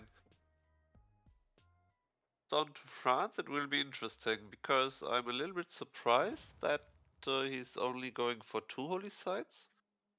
Because if he wants to go for the CV strategy, you usually, at least I think, you usually go 3 holy sites, and then you can discount 2 theaters, get up your amphitheaters and make some projects to get the books, the early books, which are quite cheap and very valuable. In theory, Sorry you about can that. also, yeah, in theory, I thought that it's a little bit strange that France is only going for 2 holy sites and not 3. But you can also discount 2 theaters if you only have 2 holy sites, but then you have to finish the first theater before you can discount the second one. But yeah, we will see what will happen there. Yeah, Moksha opened from Chuck. I guess this is a race for feudalism, right? This is what he's going for here. Yes. Traders coming around from him. He will need to get another builder in Nates to start improving those tiles. Definitely that olive tile, I guess. That's the only one that's a little bit too expensive in the other cities or too far away in the other cities. Okay. Maya, well, still has the Macedonian warrior from the north, but it's only one and is not going anywhere. We do have hanging gardens from webcam now getting built in 6, and I gotta point out that's exactly the turn number until we're gonna hit a new era. That's turn 31. We do have Temenaki also getting built in 4 turns in Mistavasis. Commercial hubs are starting to come around here, and his 2 traders are actually giving him quite a bit of gold income here. Look at him go, 18 gold per turn. Very nice, very nice. Not a single commercial actually finished, but he's 18 gold a turn. He improved 1, 2, 3, 4, 5 tiles in the capital, and he still has one to improve, the deer tile to the south. Okay, let's go. Yeah, Come it's on, come on. just Cree things. Yeah, he's doing Cree things. Magnus establishing the capital for more production and food when he's gonna get those projects and when he's gonna get the governor titles. Cree is trying to get a builder back from Yerevan. He actually stole a builder from Yerevan as well, a 2-charge builder from there. Okay, Macedon went God of War and Plunder. We do have Macedon also putting down his Basilica Page. We're gonna need to see if he's gonna choose to go through the west side here. We still don't see a city in this western location to the south of Jerusalem, so I'm thinking he might actually come towards the south here with his units. Not really saying it's a good idea, but that is what it's looking like. And we do have Basilica Page, we do have Moksha in 3 turns, and I do see Macedon is or should be well aware about his west side here. Yeah, he's well aware about his west side. Yeah, and I think as soon as he gets his Hitleroi up, he should try to kill a city-state, probably the white city-state in the south, to trigger his unique bonus. Yeah, to get additional production in all the cities and then just spam units. Yeah, just keep going. Yeah. We got also Simon Bolivar here. What is he? Kind of craftsman. He's gonna get the extra production on these improved strategic resource tiles. The horses already getting those. He's also going for a 4th city really quickly, actually building up his commercials much faster than his allies or opponents. We do have him right now spamming 3 commercials, and I do notice to the northwest of him we do have Maori with 3 cities of his own, God of the Sea as a pantheon, which is gonna give him the 1 point of production on each of these improved coastal resources. Doesn't really have a lot, like that's 3 resources, maybe 4 resources here. Doesn't seem like God of the Sea is giving him justice in this particular location. Okay, government plots are being placed down also from SunBro. We do have him already getting that extra production from his abilities, from Kupe's abilities. Whoa, that was a fast early empire. What's going on here? Oh, Strokezy is actually making quite a bit of gold. How is he making so much gold? He's on 17 gold at the, he went reliquaries, right? Reliquaries and tithe. That's why. We got tithe over here on Poland. We do have him only with 2 cities, but that's 6 gold right there. And I do see him getting Magnus in the city of Krakow, not Moksha. Interesting. This is Magnus opener for Strokezy. Oh well. At least he is on 31 faith and that's pretty good. He didn't even build his shrines up, and I do see him getting some traders out. A 4th city going out soon from Krakow, and yes, the biggest question is how quickly he wants to actually build an army to go to France. I do want to point out this is extremely easy to pass an army land through. Like you get a city over here on the wheat tile basically, and then you're gonna have a highway of tiles to the city of Paris. Only a single forest and a single stone tile is actually going to stop you from having flat tiles all around. So that's like 1, 2, well, it's like 1, 2, 3 turns to get to Paris from this city over here. That is very fast. That is very fast. That's not what you want here when you're Magnificence. Yeah, exactly. And I guess that's my question mark, because we know what happened in other games on the lakes, and whenever you see this situation happening, like the early aggression is 100% decided by how flat the well, I guess player preference also, but usually it is because of how flat the land is between them. Some see it, some don't see it, right? So there are some players that will see the opportunity, and some players will think, okay, it's fine, I mean, you know, it's fine for later on, we're gonna move tanks quickly there. Yes. I'm a little bit wondering what Poland is tackling, if he's going for political philosophy first, or if he's maybe going straight to drama. Because with Magnus first, he might have an angle to chop everything in the city, maybe chop out 1 or 2 projects to get books, and then just rotate Magnus, and then chop everywhere to get the maximum value out of the monumentality. That could also be something. I'm actually curious if he's gonna go monumentality, because 11 faith a turn is really a bad monumentality. No, I mean Poland. Yeah, I was thinking, I'm sorry, I was just thinking about Catherine here. I changed the subject without making a statement. I'm sorry. Yeah, Poland is going straight theaters. Yeah, that's clear. Yep. Well, I'm actually looking forward to see how France is gonna use his bonuses. Ancestral Hall 4 turns. We do have a few archers magic to defend. He's gonna push back the Cree scout. Also, Hunde Priester, by the way, can you share on Discord? Is that a possibility? Body bag Ben, good evening, sir. This sounds like the dude who was talking about RuneScape to me the other day. Is that you, Forky Knight? You're talking about RuneScape? Who am I? No, I The don't know. dude that was talking about the RuneScape. Are you playing No, RuneScape? that wasn't me. No, that Was it you? wasn't me, Okay. I guess. It happens. It happens.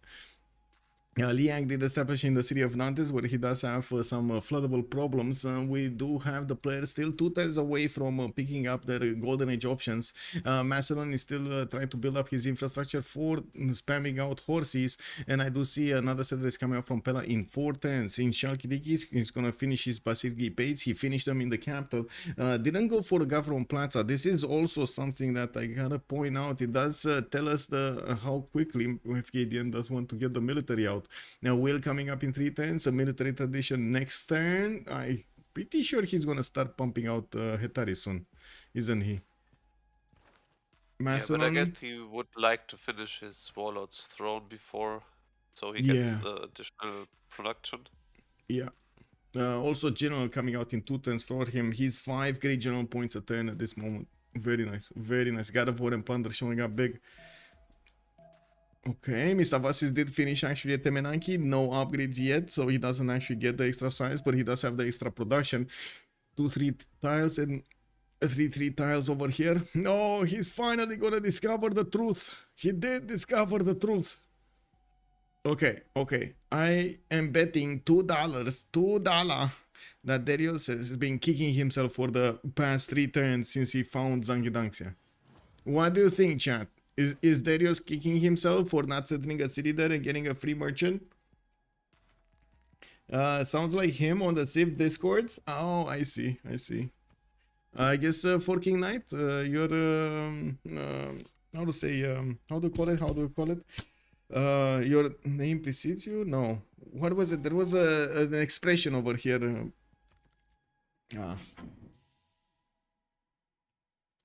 Guess I have a famous doppelganger. Oh, your reputation precedes you. There we go. But pro player, pro RuneScape right player like here, Forking Knight. That's him. America Monkey, hello there, sir, and welcome. Nick, good evening, sir, and welcome. Wayland, hello there, sir, on YouTube. It's probably for the small bit of desert. There was a small bit of desert over there. We're talking about that weird. There's no desert over here. You know the weird haboob that we saw earlier? There's no desert over here. There's literally no desert. Zero desert. Wow. I don't know where haboob came from and where was he going, but I guess we got a glimpse of it, you know. Hello there, Warwick. Also, good evening, sir. Let's put up also the 2 things here. Can we get 250 likes first of all, and put up a yay or nay?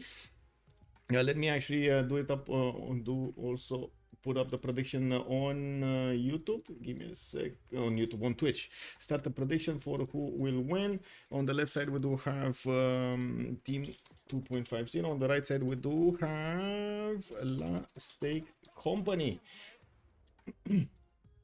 30 minutes is a submission period. I think it might be too much, so I'm gonna put it for 15 because we don't know. The cheese just might happen at any moment in time here. We know kind of the windows of opportunity, but we still need to actually see how Chuck is gonna apply the same strategy over and over again. We'll see. We're 10:31, so this is the turn that we're actually gonna get to see what the players are gonna choose in this next era. By the way, it's not banning France's sin. I think so. Hilarious Lotus. I have been asking, and we saw a lot of yeses in the chat earlier, but I wasn't convinced. I mean, we only saw like 1 yes, actually, not a lot of it. We only saw like 1 yes. Chat, do you want to have another go? Are we deciding not banning Catherine the Magnificence is a sin? Are we deciding that? Papa Pasho, hello there, sir. Good evening, and thank you so much for the tier 1 sub. Much appreciated for the 4 months. Much appreciated, sir. Oh my god, we're getting close to that number over there, the magical number 4, Partner Plus. Let's go! What do we have here? Kiber, Penbasha Voice Golden Age on Gran Colombia. We got him on 3 series. Markets coming around for those extra trade routes, and I do see they don't have classical units, neither him or Maori. So I guess it's still gonna be a bit more until we're gonna see some horses coming around. We do have Daniel, also Drums of War with 10 science and 15 culture, 42 production on Macedon. He is getting his government plaza, doing an encampment training projects. That's kind of weird. He already has a general, or will have a general soon, and I see him doing actually 2 of them. He wants to deny the general, basically. He's actually gonna chop one of his archers, but unfortunately he can't get it quickly enough to attack the Mongolian scout unless he actually gets 2 chops. That is a bit unfortunate. Like this archer is gonna pop in the encampment, and he's just not gonna have the same turn move to attack the scout and take it out from that iron tile before he's actually gonna manage to allow it to get pillaged. Give me a second so I can answer phone. Porking Knight, if you can talk a bit. Answer. Hello. Yeah, it's totally fine. I think he will get the pillage, will lose the unit, and it's a good trade-off. You just slow down him a little bit, Yeah. and it's okay. But you can see he's already going for the Hitaroi, so Yeah. Mr. Maya will have some kind of fun. But actually I think that probably Maya is one of the Civ that has a good shot at dealing with Hitarois, because Maya will get the science up and he will have good science, so he will get to the important techs and to upgrade for his units. So yeah, Maya should deal with it. I hope so. Well, let's see. Shigitor also, oh my god, if they lose, they took out Poland from the strat, so Team 2.5 have clearly done their homework and think they can hold it. That's what's going on over here in the chat. Let's see if they can hold it. Team 2.5 definitely will need to defend this properly. We do have the Macedonian Hetari carrying out here from the series of Fkdn, and I don't see in the Mongolian scout did manage to pillage that iron tile. We do have to take a look at the others, right? Let's see. Darius next. Do we have him? Penbashin Voice Golden Age. Li Yang plugged in Mistavasis. He started to get the farms and the science from that series center at Temenaki bonuses. Ancestor Hall coming up in 3 times. Definitely has quite a few good series to place here, but does also have Maya to the northwest to worry about, and I would imagine he is gonna try to do something about it. Not maybe immediately, but he's definitely gonna try to do something. We do have Strokezy also with 9 science and 16 culture. Biggest question is if he is gonna try to actually get an encampment down to get the general early on, or he is gonna try to get the defense up. Porking Knight is saying he's gonna try to go for theater squares. That means, of course, no encampments, no early aggression from Poland.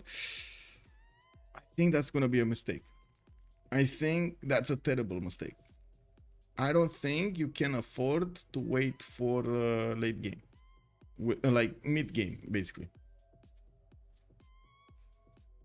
Can you? Porking Knight? Can you? Do you think? Oh my god, I had the microphone muted on Discord. No! I was talking to myself, Forking. Oh my god. It is what it is. Kick. Yeah, it just happened. It's fine. Yes. Also, you didn't have Discord stream? Wait, really? Oh my god. You had to tell me. Yeah. I clicked. You need to yeah, tell I me. wrote you. I wrote you. I mean, you need to message, you but you talk, didn't see. talk. It's fine. It's fine. It's fine. You know, just give me the idea. It's fine.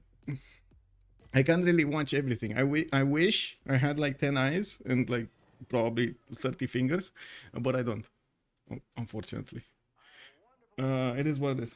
Just defend France styles until they win the culture cheese. Well, I guess we're going to need to see. Strokezy, I was mentioning Forking Knight. Strokezy over here is not doing encampments. I know you said theater squares, and I definitely approve of somebody from Team 250 get that defense going for the culture. I don't approve of the closest one not doing units. It doesn't matter who it is. I just don't feel like it's natural to not make units. Yeah, just from my feeling, I would say Poland should go for theaters as well. Mm-hmm.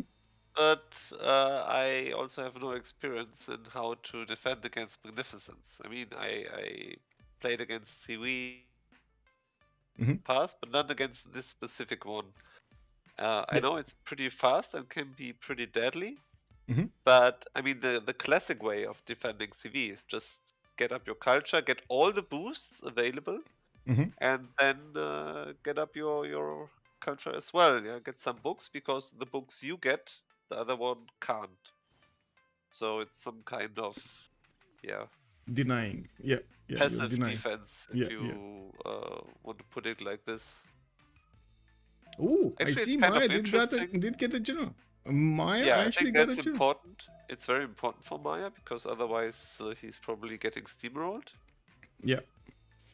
We do have Mr. Vasis here getting an encampment down, so I would assume Cree does want a general of his own. But look at that, Macedon actually picked all of them up.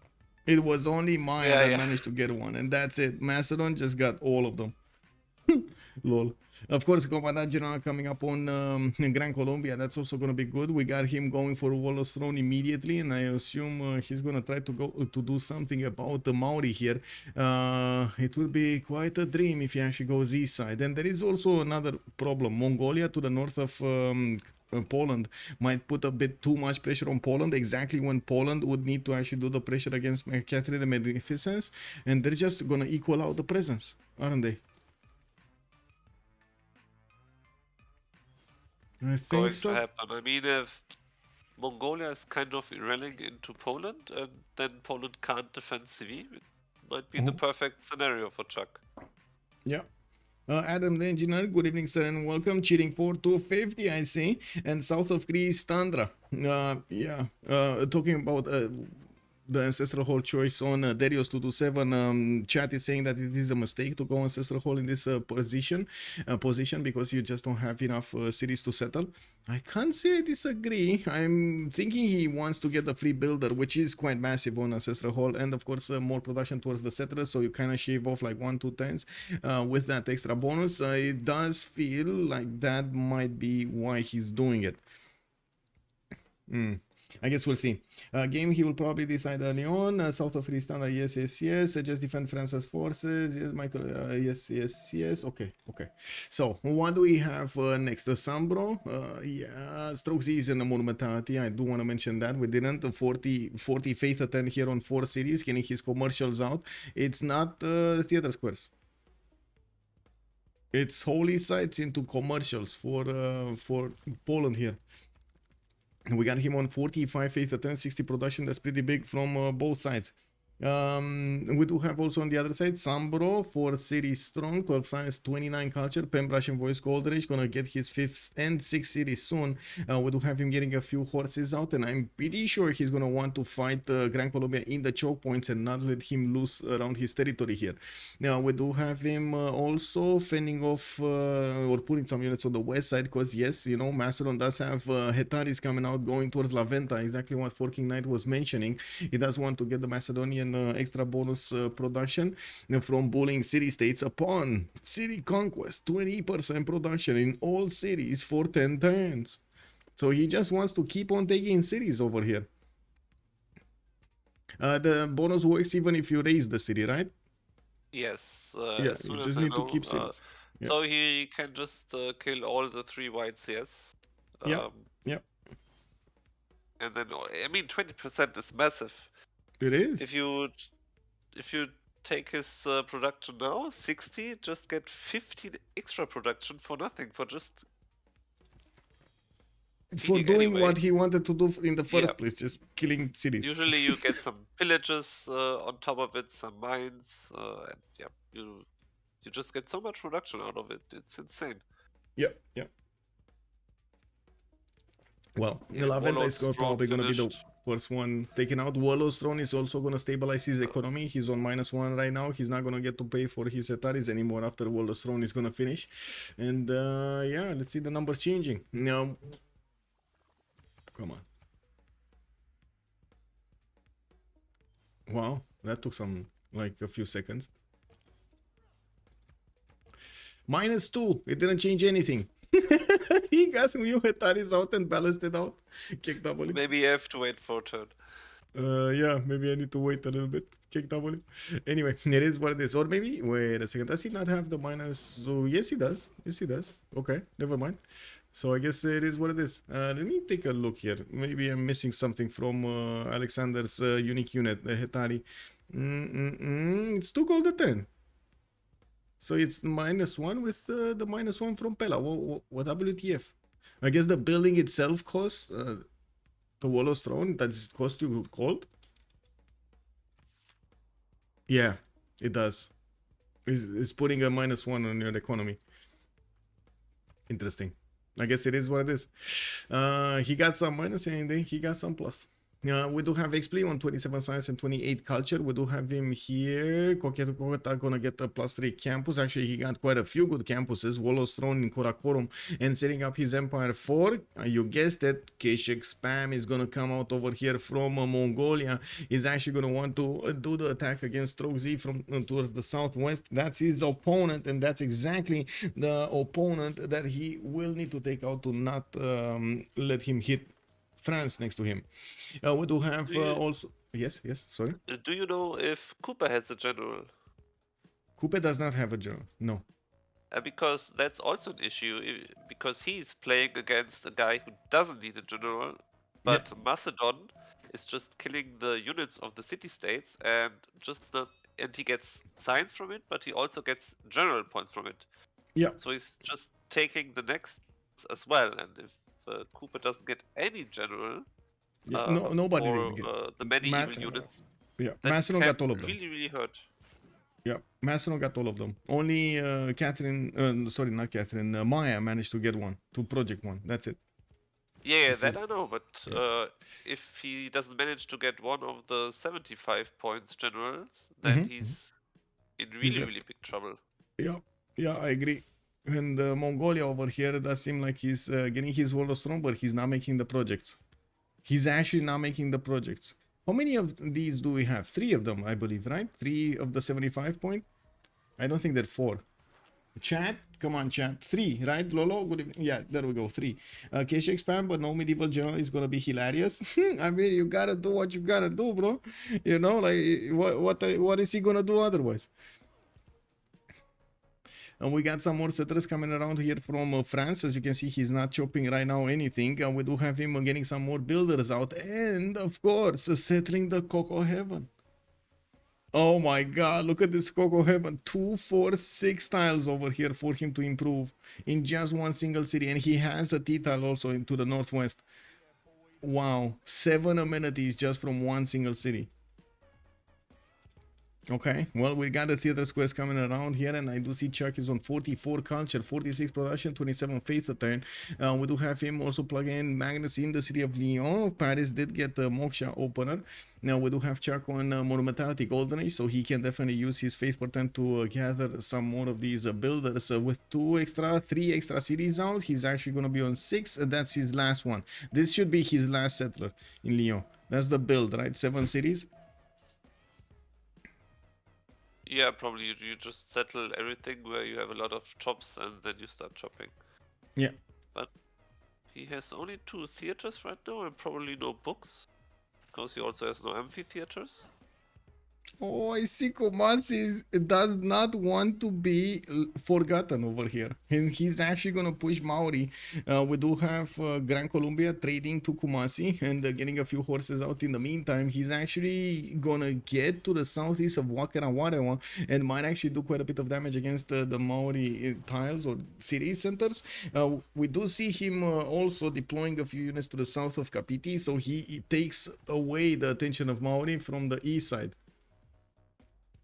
That's actually quite big. I can't wait to see if he's gonna get surprised over here, but it kind of looks like he will get surprised. Yerevan and Kumasi in the same game. Yeah, got tier. Lancer, where's the medieval fairs? Where medieval fairs? 6 turns medieval fairs on Chuck. We got him also getting bronze working here.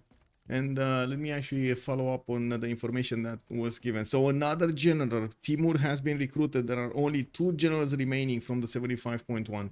Ethelfled and another one. Yeah, I don't have a good feeling for Maori, to be honest. Still no projects. Xpli is just taking this so lightly. And I mean, Xpli also needs one for his Kashaks. Yeah. That's exactly what chat was saying. It will be hilarious to actually see Mongolia not benefiting from Kashak General, KW. How is this possible? You know? Ah, you see, no? Theaters on Poland?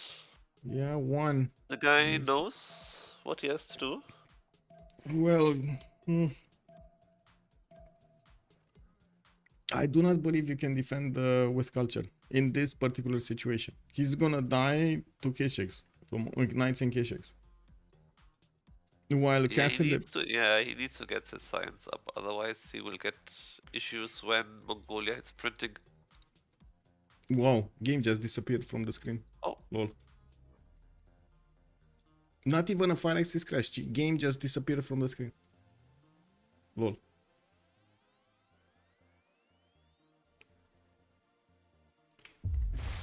Kick double.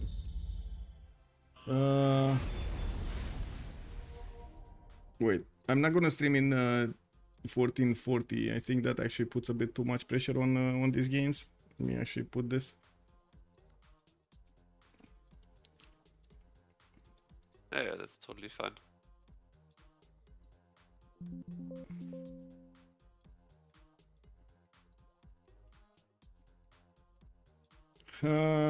Game is too old, is not supported by current innovative systems. Yeah, I mean, I don't know. I don't know. I crashed. I don't even know if I crashed. Game just like totally disappeared. Not even an error. Let me actually open up event viewer here. Let's see what is going on. No error. Guess what? No error.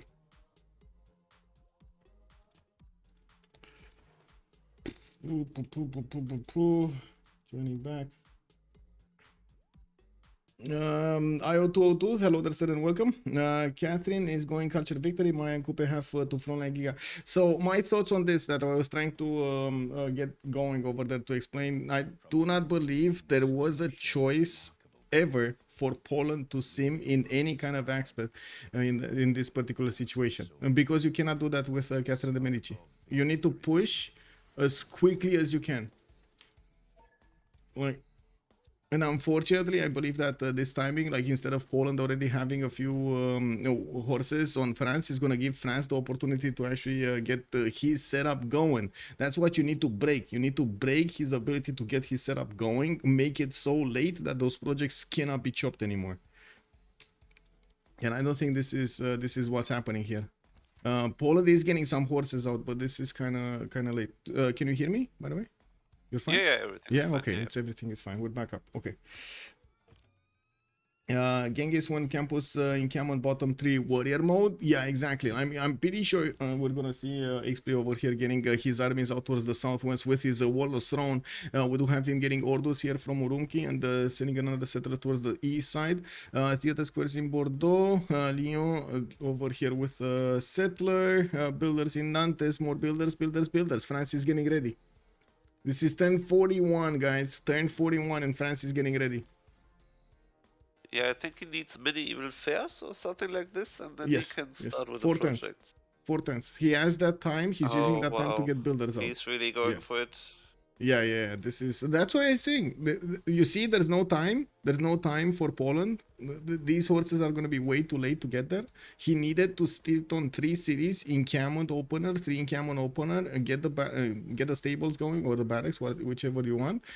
Get a general and go against your opponent. There's like no way. And not only that, but keep on making units until you really completely into him. I don't think there is another way to defend this.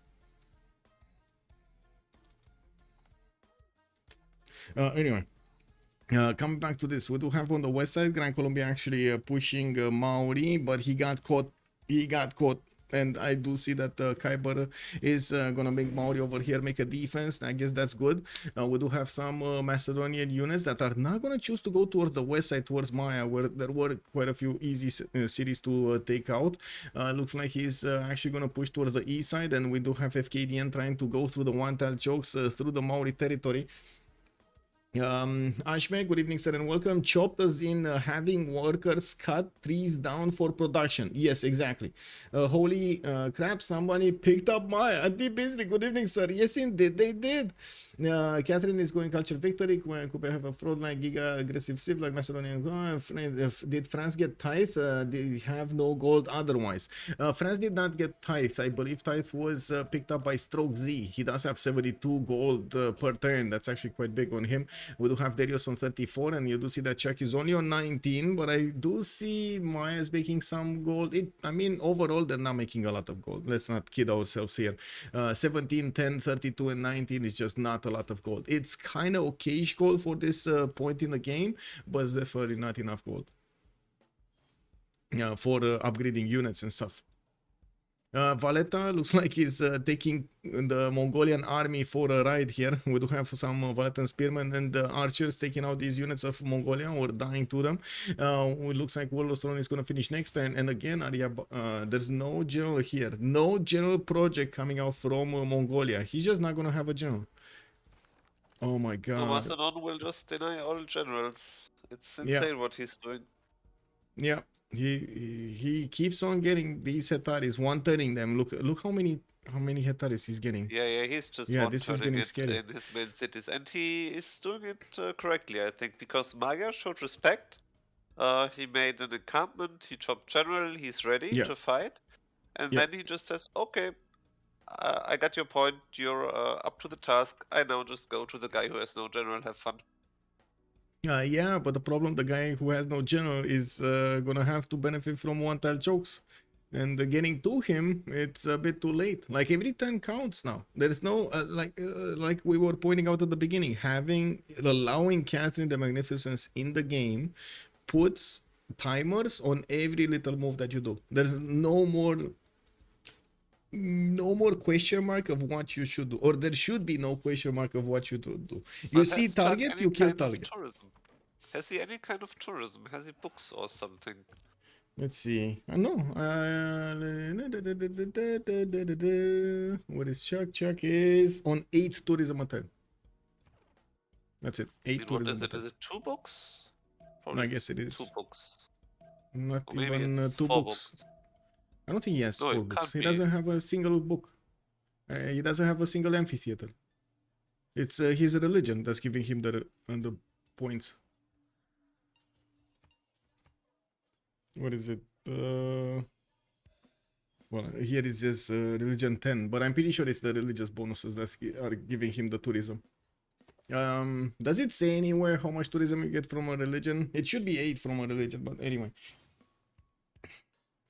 He's gonna have to, but is Poland gonna pressure France at all, or he's not doing it? I mean, getting horses out at turn 43, the general, seems like it's way too late. Way too late. We got Poland here getting a settler also, which kind of makes sense if he wants to upgrade these units, but yeah, it is what it is. Right now, we're just a few turns away. He's playing it very clever, yeah? He's just putting his units to the west, so he sees when units are coming, so he then has time to chop.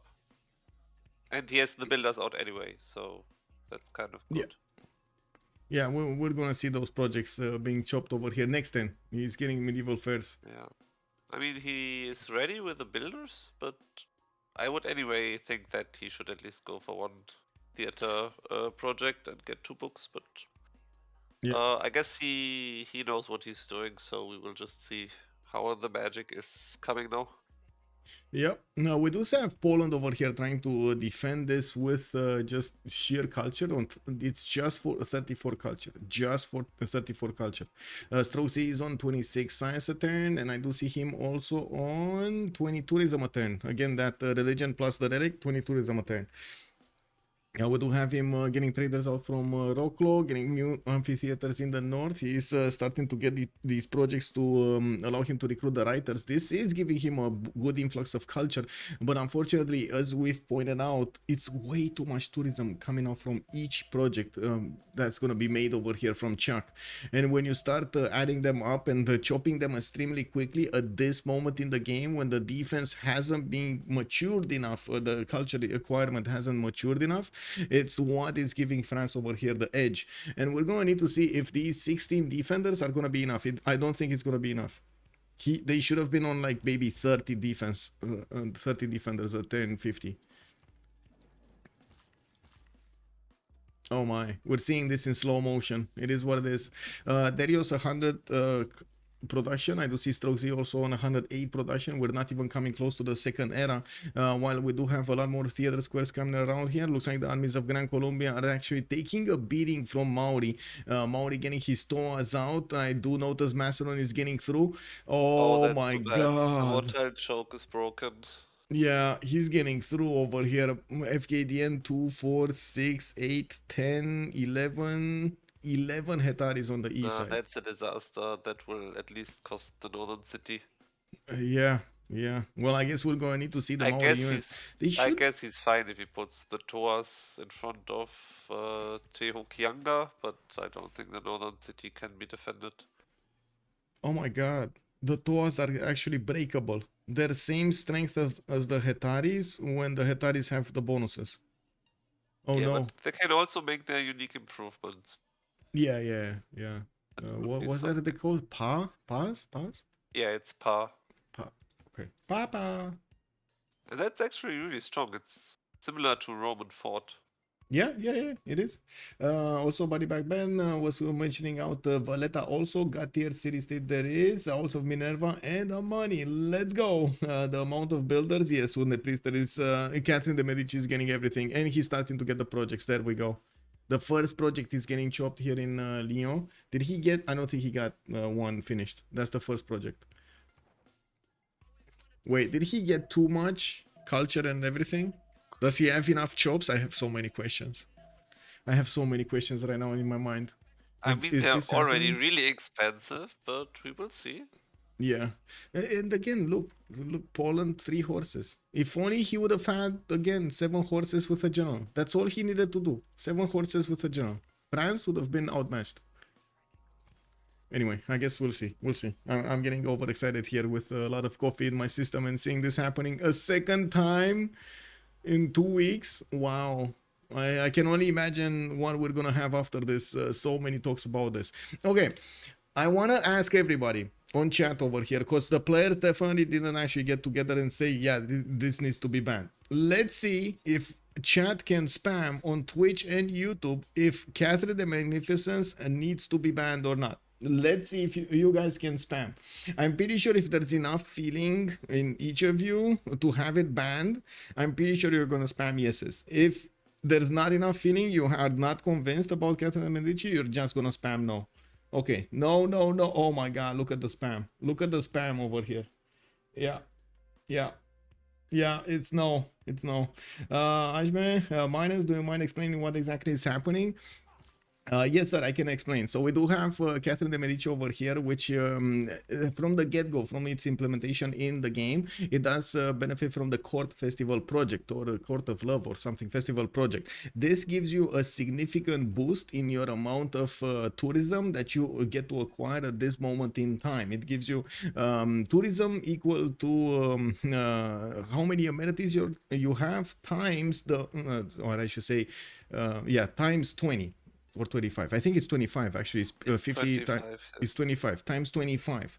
So you can imagine everybody right now, everyone from the game, from his team is sending him amenities. Everything they have, they improved as much as they could. They rushed irrigation, and now every one of those amenities is on Catherine de Medici. You know, when he's getting the projects, he's getting a massive influx of tourism at an early stage of the game. This actually allows him to acquire the tourists, the international tourists from the game, which puts him one step closer to the victory condition for the culture victory. This is extremely niche. It's a niche situation that was figured out like 4 actually CWCs ago by Tordert. Well, he was the one doing it in the final, Tordert, so we're going to mention him. And it was done again last week. I do have to say, I kind of agree with the players from Ferretos de la Vega that this was a cheese that was thought to be fixed. So nobody was expecting this to happen. You know, like there were very few that were expecting this to actually work, because you stop it. Exactly, the general is pointing out, you stop it by sending units. He can't spam projects like this. France has the ability to chop right now because he actually doesn't need to do anything else than chop. If he would have been actually correctly pushed by Poland from the west side, I'm not saying that how to say, Poland's strategy isn't good, in the sense that normally you wouldn't need to push your opponent this time around, but in this situation France really needs to get pushed. It really needs to get pushed. Like this is one of those situations where you don't have a choice.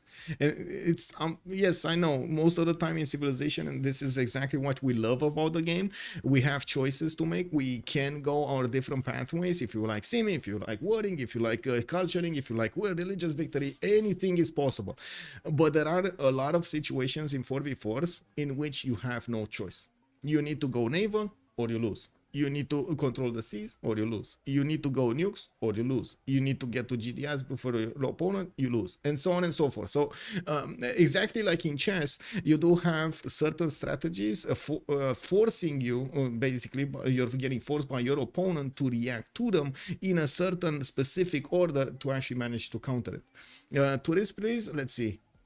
He did the project, right? One project. I don't think he did the second one. No tourists. Why is Leech here? Lol. But why I is think he should start to make some units, because there are 4 horses coming, and they actually buy a horse. Yeah, they bought a horse in Paris. Yeah, but I think he should make 2 or 3 horses, and then this pushes over, and then he can. You say 2 or 3 project horses, but Maori here is gonna take a beating. Later on in the game, I'm pretty sure Cree is gonna be fine against Maya. Maya's gonna get pushed by Macedon. Let's see. I do notice Poland is stopping the project from happening. What is it? Is this gonna stop? I think the horse being on that tile should stop it, right? Or it will get pillaged and it will stop it. It will pillage it and stop it. Actually, I don't know, to be honest. Could well be, but I don't know. Well, if you don't have the district, you shouldn't be able to do it. He's not doing it. Guys, I'm calling it now. This actually might be the cheese drop. Unfortunately, I don't think he's getting it. This is not enough. That's the main issue with it. Yeah, forcing lines is the chess lingo for that. Yeah, exactly. Forcing lines. Okay, that's good. That's good. So if I understand correctly, this is a way to quickly take the tourism culture victory early, and it's greedy but could be prevented. Exactly, Ashmi. And this is a very niche situation in which this actually happens. Like, you have to have so many things in your empire coordinating so you can actually get the best amount of tourism, and the amount of tourism you need to get the victory condition. You need a lot of projects, and as you can see, the rainforest chops in this particular situation are not enough. The fact that he's getting pushed is getting to slow him down a little bit, and the more he's getting slowed, the more civics, the more text he discovers, the harder it will be for these projects to get made. Chuck is not him. Chuck is not him? What do you mean? Francis Irella, he doesn't have win from this? Yeah, at this point, like, if the game would go over and Chuck misses this project, misses this cheese, I think it's gonna be a 4 versus 3 by the looks of it. Can he do anything here? Later on, I don't think so. Like, Wing Hussars are just gonna clean him up. I mean, it's kind of surprising that he hasn't achieved a single tourist right now. It's the threshold. It would be nice to actually have the numbers updating immediately and not actually per tourist, but unfortunately, it's like the game has a few thresholds that it needs to pass in order to give you the readout. It didn't pass those thresholds. Like, you need to get into a certain amount of tourism. Oh, wait, did he get it now? No. Still zero.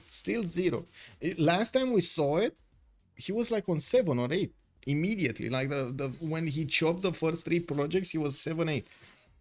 But he doesn't have any tourists yet, which seems odd. I don't think he has enough resources. Let's count the resources. 1, 2, 3, 4, 5, 6, 7, 8, 8, 9, 10, 11, 12, 13, 14, 15. Okay. What's this? Coupe. 15, 16. Wait, 15, 16, 17. 19. Oh, that's not work. Okay, it's 18. 19. Does he have any in the water? No. 20. No, that's actually Gran Colombia city. Kek, not even 20. And who's the other ally? Maya? No, we looked up Maya. Mongolia, we looked up Mongolia. We looked at Coupe. We didn't look at Maya. 20, 21, 21, 22, 23, 24, 25, 26. Wait. Yeah, 25, 26, 27. That's it, 27. But So as it looks right now, they are just losing on all fronts, yeah? Darius Yeah. is big, Strokezy is big, So it's Fkdn and 20. Kiber, they are raising cities from Cooper. Chuck seems not to get anywhere, at least not right now, so I think they have a hard time with the CVGs. Ah, there we go. Oh, there we go. There oh, we go. maybe it's not such a hard time. Maybe Yeah, it I mean, updated. I wanted to put it Wow. up on the screen here because I did a quick calculator thing, and it is. Let's put it up. Let's put it up. We got 675 tourism made out of each project at this point. 675 plus or minus, maybe if I didn't count enough amenities or they did do some extra. 675 tourism per project. 7 out of 18 is really serious. Yes. Yes. And he only needs a few more turns, like 4 more turns to get these going, 7 to get that to lose. So in the and this is exactly why I mentioned that you can't go 4 units against your opponent and expect you to stop him. You need to get 7 at least in a general and keep doing it, like keep spamming them against your opponent because of this. He can buy out units, he can defend his borders, he can push you out, and you can't do anything about it. And then it's too late to get your units out because the pathway is gonna take you too long. The time to actually move the units is gonna be too long. But this is incredible. Metro, good evening, sir. That's what I thought. Well, it's enough either way. Yeah, I don't understand why she needs to get all luxuries. Anyone care to educate me? It is because Smorior, it is because of the how the project is. Like court festivals over here. When complete, this project awards 50 culture, just flat number, and 50 tourism, flat number on standard speed. So you cut these in half. So you get the online speed. So it's 25, and then based on the number of excess copies of luxury resources Francis possesses.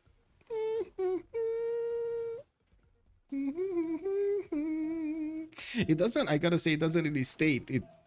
It is how to say, multiplying those. It is what it is. Yeah. So it is actually less tourism. Sorry, it's less tourism than I counted because it's 27 minus what, 4 that he has, because it's only excess resources. There's some minus over there. I don't think it's that big. Oh my god, 13 out of 22, guys. Computer says next turn we're gonna have it. I would assume it's not next turn. It's probably gonna be like in the next 3 to 4 turns. But yeah, Valletta is taken.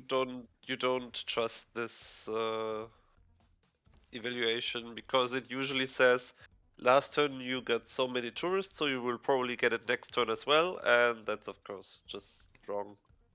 Yes, I agree. Unfortunately, it's trying to base its prediction with the last influx, like the last turn income, Yes. which is not always the correct one. You might just finish a project or something. You are right. The project gives tourism on boxes, not just traditional things like relics, books, wonders. Yes, sir. Yes, ma'am. Exactly. It's like 50 maps, 50 max, less if low on copies. Exactly. Exactly, Aquadrian. That is exactly Arabov. It is so problematic. Wait, this Maori guy is just dying? Yeah, this Maori. Well, I'm pretty sure he can push through Toas. We saw it earlier. These Hetaris with enough units, he can push through Toas. So yeah, SunBro here is in a massive problem, especially since he's getting attacked by also Gran Colombia and from the north by Macedon.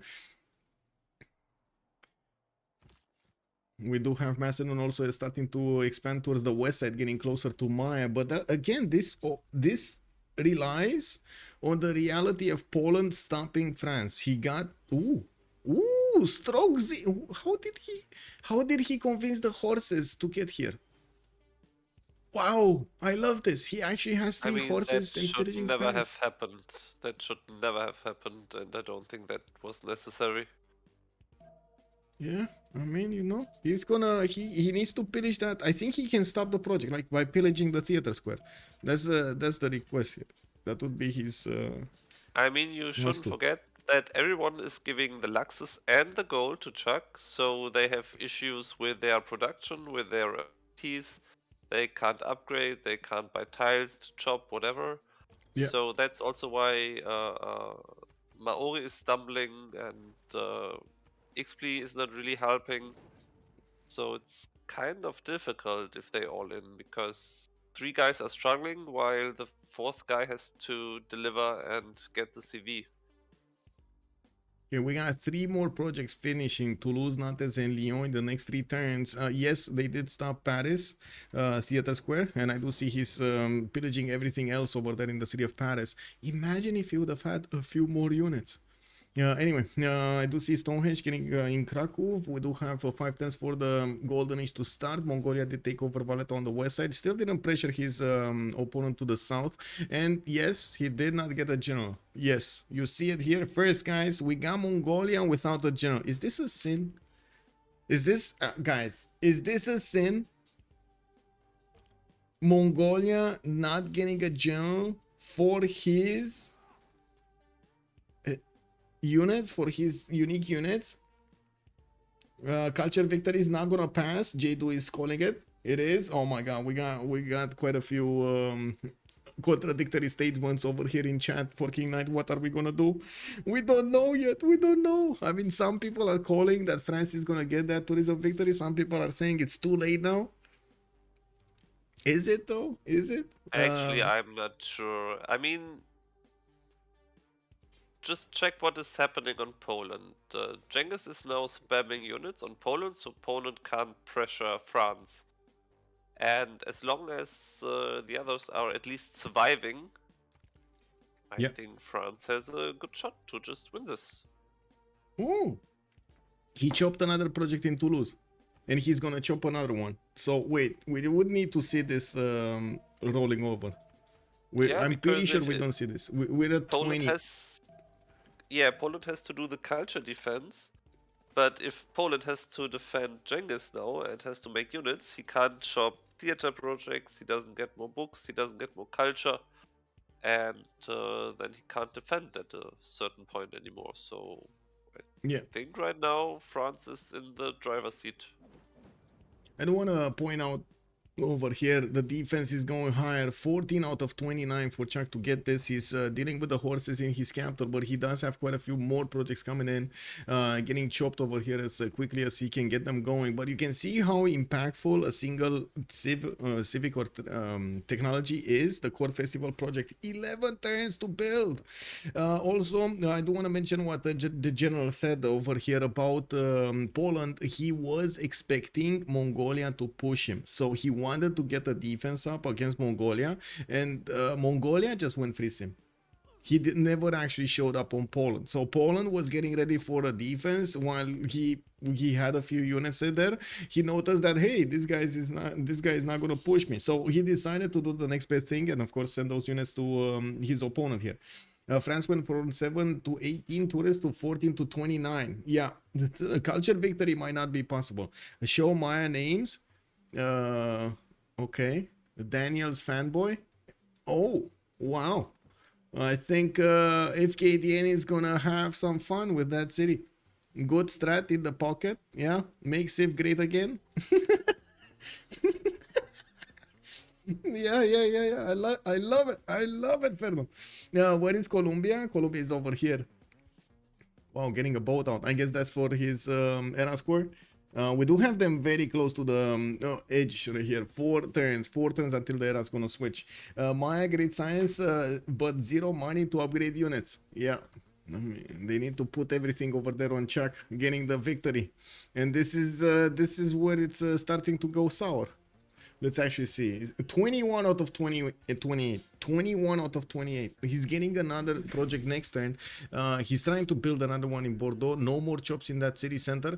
Actually, he does have one here, but he needs to buy the tile. He can... Oh, no. He could have unimproved these and chopped them, but I guess he wants to work them. Let's see next turn. Is he gonna flip this? This, by the way, he could have gotten at least another project from Paris if Poland wasn't there to stop him from getting the theater square up. For him keeping the theater square up. Lyon gonna finish it? Let's see. Is it gonna be the Lion gonna finish it today? 21-29. Still 21-29. He did it all over those. Okay, we got this. Soon to be chopped. He does have 1, 2, 3 more chops, 4 more chops in that city center. Okay, in Toulouse. Ren here is still getting his theater square up, and I do see more chops in Nantes when he's gonna get another theater square festival project in 2 turns. He needs to be quick about this. You can't really, and this is the problem with this strategy. If you slow it down 10 turns, there's no more culture victory happening. Like that. That's it. 10 turns, and that's it. Paris theater being stepped over is being detrimental. Yeah, exactly. Like that one horse is keeping up so much. Is putting up so much defense against France's Court of Love. Well, Court Festival, I should say. Yeah, but now he can repair it and start again. And he has Magnus chops in Avignon or other projects in the city southeast. Oh, the south one. Yeah. Oh, right. So he's getting this. At least 2 more Magnus chops. So he's finishing 2 more projects next time, because this is gonna get chopped next time. Lyon is finishing one, and then boom, we got this one. So I think he might do it. Like in the next 3 turns, he might actually do it. Yeah, it's at least very, very close. Yeah, it will be very close. We do have Strokezy actually 89 culture here. Still in a monumentality. He did amazing, and I do want to point this out. I did not trust earlier that Poland is actually gonna do the defense here, but looks like Strokezy did manage to get so much culture up, rolled those writers like there was no tomorrow, got all of them, and I do see him even putting units in front of France and trying to slow him down. Yes, I guess we can count that he could have been there faster, but we totally understand that he had Mongolia to the north that could have pressured him. Now, I guess our expectation was he would have needed to sacrifice everything to take down France from the beginning. So, yeah. I mean, from this point now on, I think it's just France wins CV or they lose the game. Because if you check the production numbers and the stats, they are completely outsipped because they gave everything to Chuck. And now Chuck has to deliver. It's all or nothing. Yeah. Okay, 21-30. He still didn't chop this one. So let's see what happens after he chops this one. And he has Nantes also coming in 2 turns. Okay. He got this away. Paris probably gonna rebuild the theater square. There we go. Needs 1 turn. Does have a few more chops, but they're all rainforest chops, not very good ones in the city of Paris. I'm pretty sure he's still gonna try to get some chops there. Okay, let's see if this is gonna be enough. How much is he chopping right now? 75 production chop, by the way. There we go. It takes a little bit of time. It's not instant, by the way, to count this. If we see some influx. We might see it, we might not. Core festivals, more like timber sports. Sam Alrion, good evening, sir. Have to have more foreign tourists than the domestics for every opposing Civ. Yeah, exactly.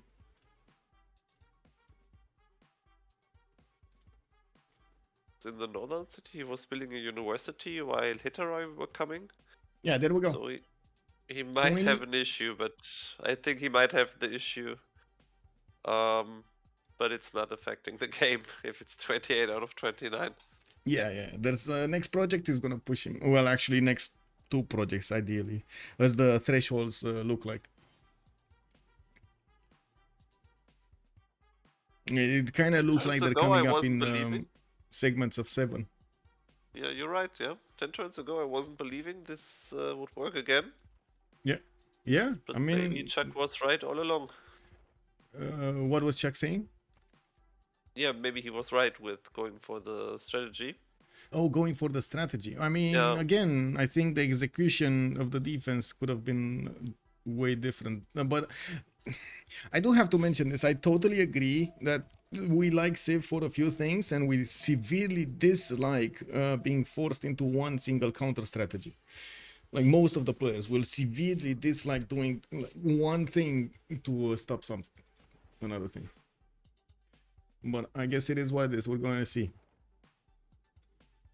This is. He will have a project in Nantes. He can chop now. A flying toilet is actually asking us a very good question here. I did not check for a double entertainment complex. No, I don't think we do. It. Yeah, I don't think we do have one. No. It should be on Poland, right? He's the defender. Yeah. So if it's not on Poland, it's not on. Where is it? No, Darius is the defender. Sorry. Darius, Entertainment, and Colosseum. Yes, one. Yeah, that's one. And second one. Yes, he does have. Yeah, he did. He did build both. He built both. He built both. Yeah, it works because they didn't consider culture victory at all. On FDLV, yeah. Or are you talking about this game? Yeah, this is gonna be banned. You think it's gonna be banned? Interesting. Let's see. I mean, I'm pretty sure if there are enough players not wanting this, they're gonna want to get the vote done. And when the vote goes and passes, it will be banned. Let's see if it will.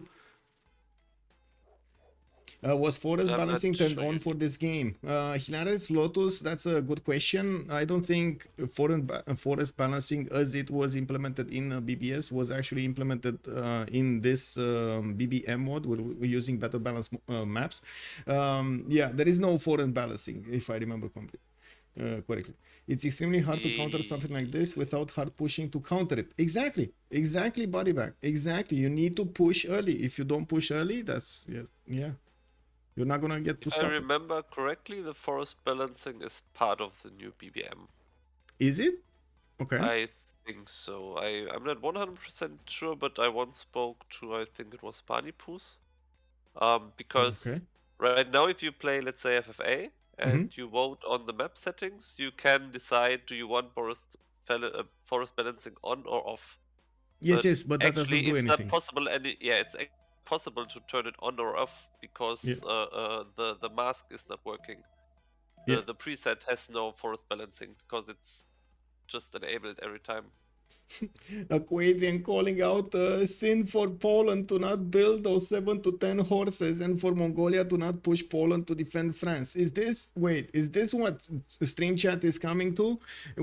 Stream Chat, Twitch and YouTube right now. Come on, give me your feedback. Do you think this was a sin from Poland to not attack early France over here, to push him, just rail into him with everything he could, get those horses to run around everywhere? I mean, it's hard to defend culture victory against, for example, Free Sim Russia, but at least you have some time. Yes, at least you have some time.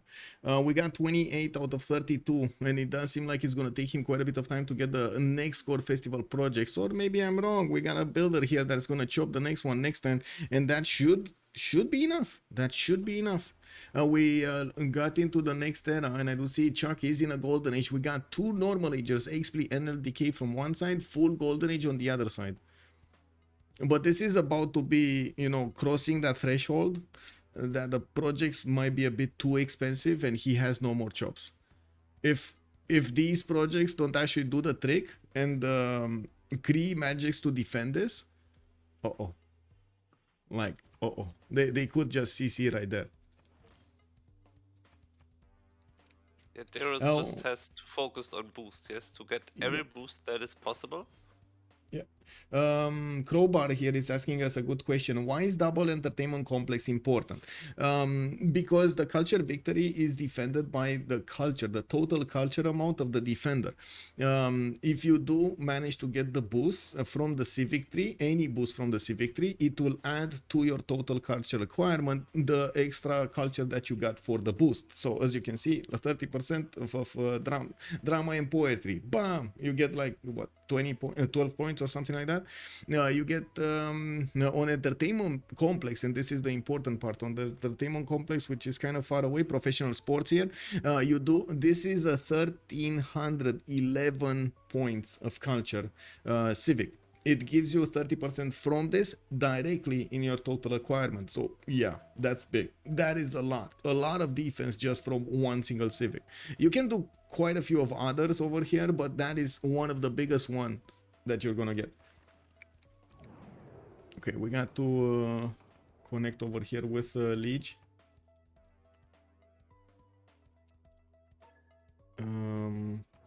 Are we gonna have a pause here? Oh, I go away. Give me a sec. Go.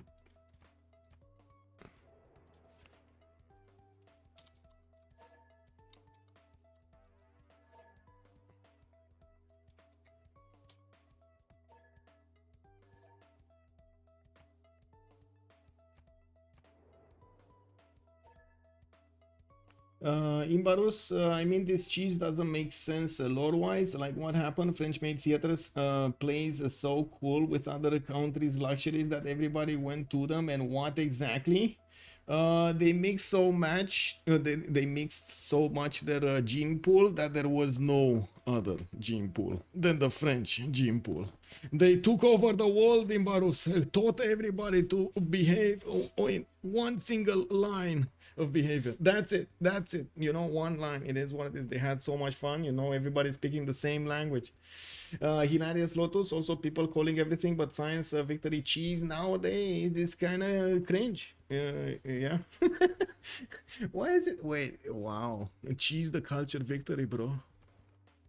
Okay, still 28 out of 32. They're in the World Congress, so we're going to need to see what's going to happen afterwards. But it looks like we might actually not see this pass. We might actually not see this pass. With the Polish troops also getting ready. Poland is on 130 culture. So Winkasars next turn. Reformed Church next turn. On Darius, we do have him on 133 culture a turn. And let's actually see the numbers. 28 out of 33. Okay, wait. So he chopped another project. This is what I was waiting for. He chopped that project. Nothing's moving yet, but that should be another 5. Because we didn't see any boost from the other ones. He chopped another 2 ones or finished another 2 ones somewhere. Oh my god. He also chopped in Avignon? Yeah, there we go. Oh, this is it. Yeah, this is it. 35, Are they allowed 35. to call it out now? No. It's next time. You have to get the... I don't want to call anything. I don't want to call anything, man. It's the players need to decide. Yeah. I'm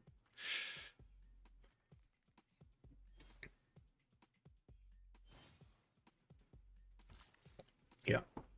Oh well, this is big. Keyboard asking the slot order. That's a very good question actually. Chuck is the first one.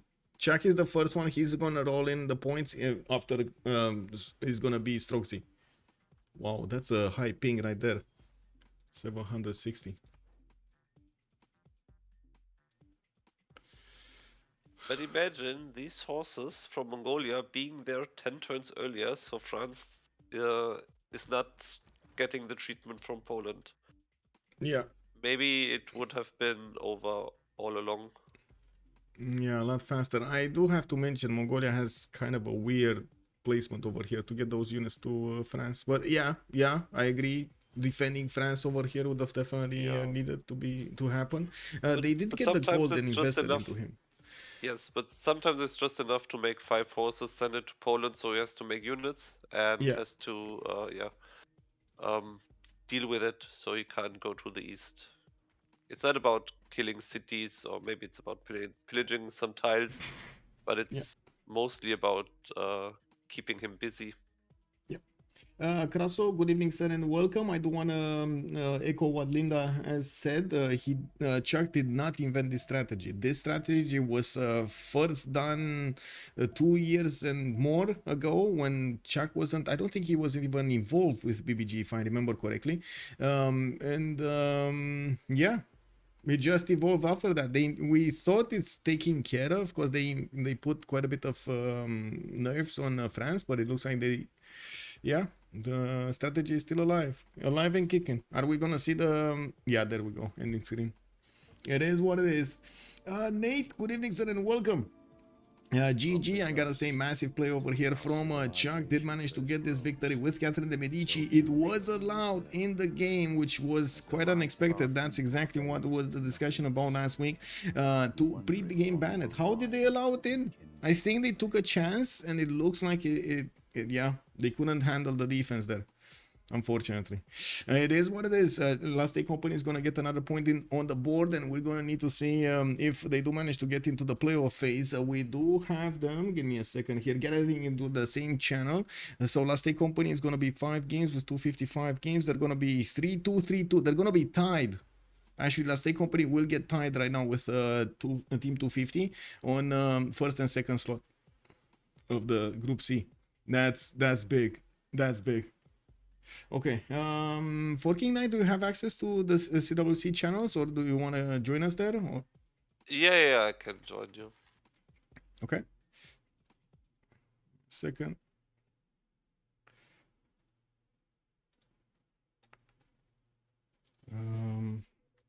I think I need to do something here.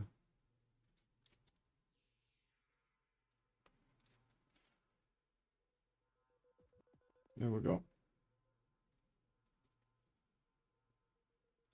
Hello, monsieur. Oh, but so was you 2 times in a row. What is this happening? Two times. I don't know what happened. Leech, I want to know your opinion. What do you think if Poland 3-in-Camon opener drums of war goes all into France? Just erails himself completely. Of course, I don't get why Strokes don't do that. I don't get it. I thought I knew. I mean, it's basic error. I mean, Hello. Hello. It's very, very surprising for me to see that kind of game from 2.5. GG, guys! GG, well played. GG. Like 5 more 10s and Chuck wouldn't have been able to do it anymore. 5 10s, that's it. I let you start.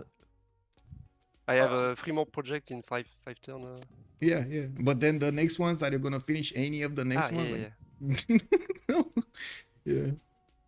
I gotta say, Cree put up a hell of a fight over there. It did slow you down quite a bit. GG. Oh, we need to know, Strokezy. We need to know. Sorry.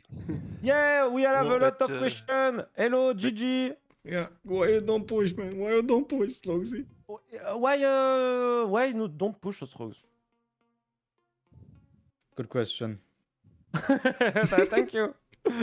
But how do you feel? Are you sad? I don't care, actually, to be honest. Yeah, you don't care. I don't really care. Yeah, it's not very important, but what do you feel about it? I mean, yeah, I mean, we kind of expected it. Yeah, but you are the closest one to France, and you decide to just go full doggy dog, and try to just put army on their frontier. I don't get what you did in the game, to be totally honest. It was well, that's fair. Like, I mean, I didn't really have a plan, so the plan was that, you know, what was the plan? I send units later. Like, I send units at like hussars and stuff, and then maybe the guy wouldn't have won CV by then, but you know, he did. You was not afraid about this because we saw it last week. No, we were, but like, we also knew, you know, if we send a couple horses here and there, then, and if we apply pressure to the other guys, and that if they can't spend so much gold on the fronts, if they have to spend gold on other fronts, then maybe the win is slowed down. I mean, it was slowed down compared to what the Ukrainians did, right? like Yes. or Yes, 10 yes. turns later, 10 or so turns Yeah, later. 11. So Yeah. and Yeah, it's significant fight over there.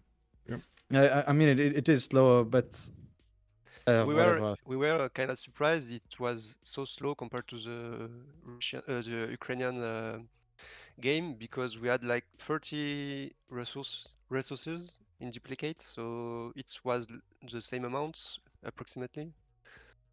But we think it was because I didn't have either reliquary or some early wonders that could have I made see. the like 5-turn difference. You also had a lot more rainforest chops than forest chops. Yeah. But I put my Magnificence with more chops in I mean woods chops. So. Yeah, the avenue. Yeah. You know, So- we were also kind of thinking, you know, maybe you guys baited us and thinking that you're gonna go for the cheese, but then actually don't go for it and play normally. Yeah, I was And, thinking the same. It was the plan, to be honest. In the second game, if you didn't have remapped, I think we would have go for a normal game, because we don't have a lot of luxury in our lands, and I have quite a good land for internal classic gameplay. I see. But yeah. So On- what on do those- you yeah. what do you focus when you do this strategy? Do you focus the luxury, or you focus to defend the France? Because we were asking ourselves some question about, for example, Xpli with Mongolia. Mongolia, what happened? I have to settle Luxis. So Yeah. Oh that's yeah, true. that's also a point. Yeah, like I was kind of expecting Mongolia to come on me. Like the Yeah, guy yeah. had a bunch of horses on Valletta, you know. I was expecting the guy to come on me. So if I send all my units to France, you know, then all my cities are just exposed. So that's also a point. The Mongolia guy, just if he came to me, then I'm kind of screwed. Yeah, It so I was- was like, yeah. if Strokes is not simming, I go fully run on him. But I was looking for his military every turn. They check like, okay, there's only 3 horses and only And 200 then- military, so I just settle cities and See, with Warlord Throne, very efficient. if I understand, work my luxuries. okay, if I understand well, you saw Strokes start Gotcha. simming with commercial, so you decide to settle for luxuries for France. Is that right? I have a sound problem. I didn't hear you, sorry. No Sorry. problem. If I understood me well, Yes. if I understood you, you saw Strokes going on commercial, and you Yes. decide to go on sim luxury Yes. for your friends. Okay. Yes. Okay. Yes. Okay. It's a reason. But the plan yes, was like if Stroke is going military, I go military. But he's not, okay, I just do settle The settler Mayan, and the builder. Mayan ping was for the luxury, for the plantation luxury. At the start, we didn't know if we should go for the strategy because they had a really aggressive draft. Yeah. Then if France was in front of someone, we could just play the game normally. But here, he was in backlane, then yes, here the goal was just to send luxury, but on a normal game, I can just play it like normally with many science. Okay. My own luck, so it's good. Yes, my unlock is pretty strong, I think. Yeah, same for Catherine Magnificent. It's like decent Civ if you're not doing the strategy and you play like usual gameplay. I I think agree it's with one you, of the Chuck. strongest in FFAs, no? In It's very good. Yeah, it's a good Civ, but I'm not saying it's like one of the top tier Civ, but And I agree with enjoy you. I play- mean, opening Catherine la Magnifique can open you some strategy to maybe bait a bit the opponent Yeah. team. And it was cool draft because 2.5 team tried to do something with the Poland first pick. I liked it a lot, to be honest. And with Cree second, I was like maybe some pressure with Okishitos at the beginning, but it was not in front of him, of course. And after Colombia and Alexander was good play, I think, because if you have to go cultural turn 50, it's totally two civilization can go these two civilizations can go like 700 or 800 military on you.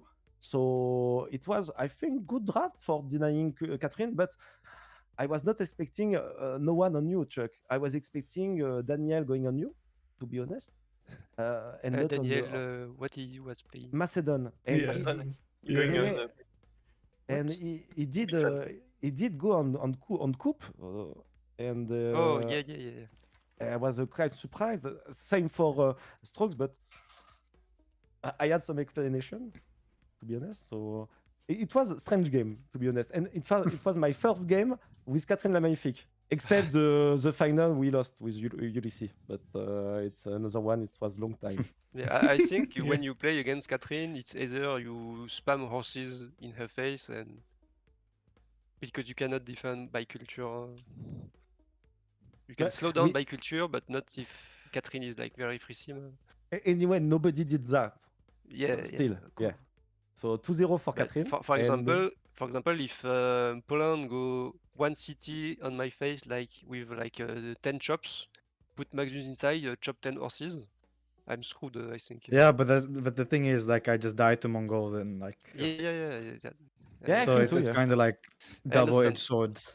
Yeah, but I Yeah, think I it's worth it understand. because everybody commit on this place, and Maori is Irel, I'm Irel. No, I He's think you're going right. IRL, I think you're right. we don't commit. We don't commit. No, in you're IRL. definitely right.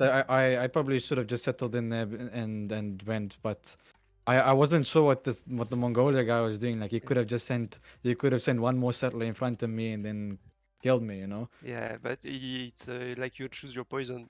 It's either Yeah, pretty much. Catherine or Mongolia. But... Yeah.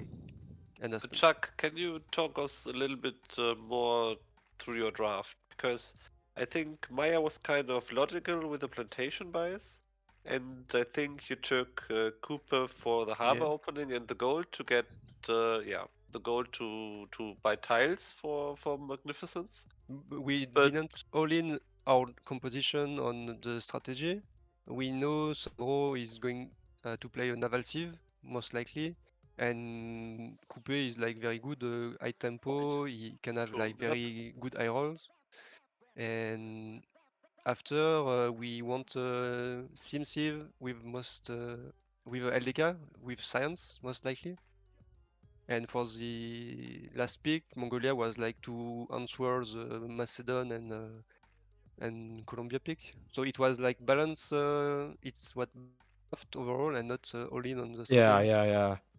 Pretty much. Like, they can just pivot to normal gameplay. But okay, before I go, guys, why you pre-game ban goal, huh? Because we know you. We know you, dude. The pre-game ban. Yeah, you're so good on goal. And everybody knows What that if it's never map, you know? Never map, and it's just wasted ban. respectful You make it ban. work. You would have picked it on 7 Civ. Okay, 7 Cs, yeah. Okay. And Okay, you guys anyways, are picking you are like known Itchy about or that. Primo, so... And thank you about the debrief, Strokes. You are the only one from your team, and it's a lot for us. Thank you. Yes, Alright, thank you. Thank you, anyways. Strokezy. Thanks for the game. GG. Have a great game. Bye bye. New game. Bye-bye. Good night. Bye-bye. Boy. So there we have it. We heard from both teams, mostly from the side of Last Day Company, explaining what they did, how they did, and how they were adapting with their choices through the game. We did see they didn't commit from the first turn, but they did actually have a strong opinion about it. We did have also the opinion of Strokezy, which did tell us what was going on their side. And as you can see over here, we did have a few things that were definitely needed to be taken into account, from Mongolia's choices to Catherine de Medici's openings and everything. We did have Cree also trying as much as possible to defend this with his culture victory. Did those two entertainment complexes, did manage to get quite a few theater squares, and probably got all of the writers. I do want to mention we did have also 2 more donations towards the CWC prize pool. We're now 250 up, and of course that puts up to 750 in total dollars for the prize pool of this season's 9 CWC. I do want to thank Linda, much appreciated, man, for the donation, and I do also want to thank Ash, I believe. I don't want to say the full name, but I do hope you know who you are, and thank you so much for the donation. Much appreciated. I do hope we're gonna give the players exactly what they want. Exactly what they need over here. A little bit of recognition about their efforts that they have been putting up for years now. 40 Night also, hope you had a fun game. I did. Amazing. Thank you so much for joining us. By the way, I do want to thank you, 40 Night, for joining me tonight. And of course, anytime you want to join, just hit me up or hit me a message over there, and we're definitely going to get this going. Feels people know more and more and realize how they should counter Magnificence. Exactly, that's what we need to do over here. Get everything splitting hairs and seeing what can be done about Magnificence. I'm pretty sure it's not impossible. Have a great evening, everybody, and I do hope we're gonna see each other in the next streams. I do put my Discord, I do update my Discord with all of the information for the next games as soon as I have it. Right now, I don't have visibility over the next days if we do have any games or not. But I'm gonna try to update it as soon as I can tomorrow or maybe later on. Now I'm also gonna start updating the CWC website, so you do have all of the scores over there, and of course we get to see what's going on going into the week 6. This is the last week. The players are gonna get the option to get ahead of their opponents. Getting the first place and the second place in their groups, it's very, very important. Thank you again so much for the subscriptions, for the donations, for the follows, for being awesome over here in the chat. Much appreciated for the support of the stream, and let's see each other in the next one. Have some fun with some Civilization 6 games and be safe. Bye bye.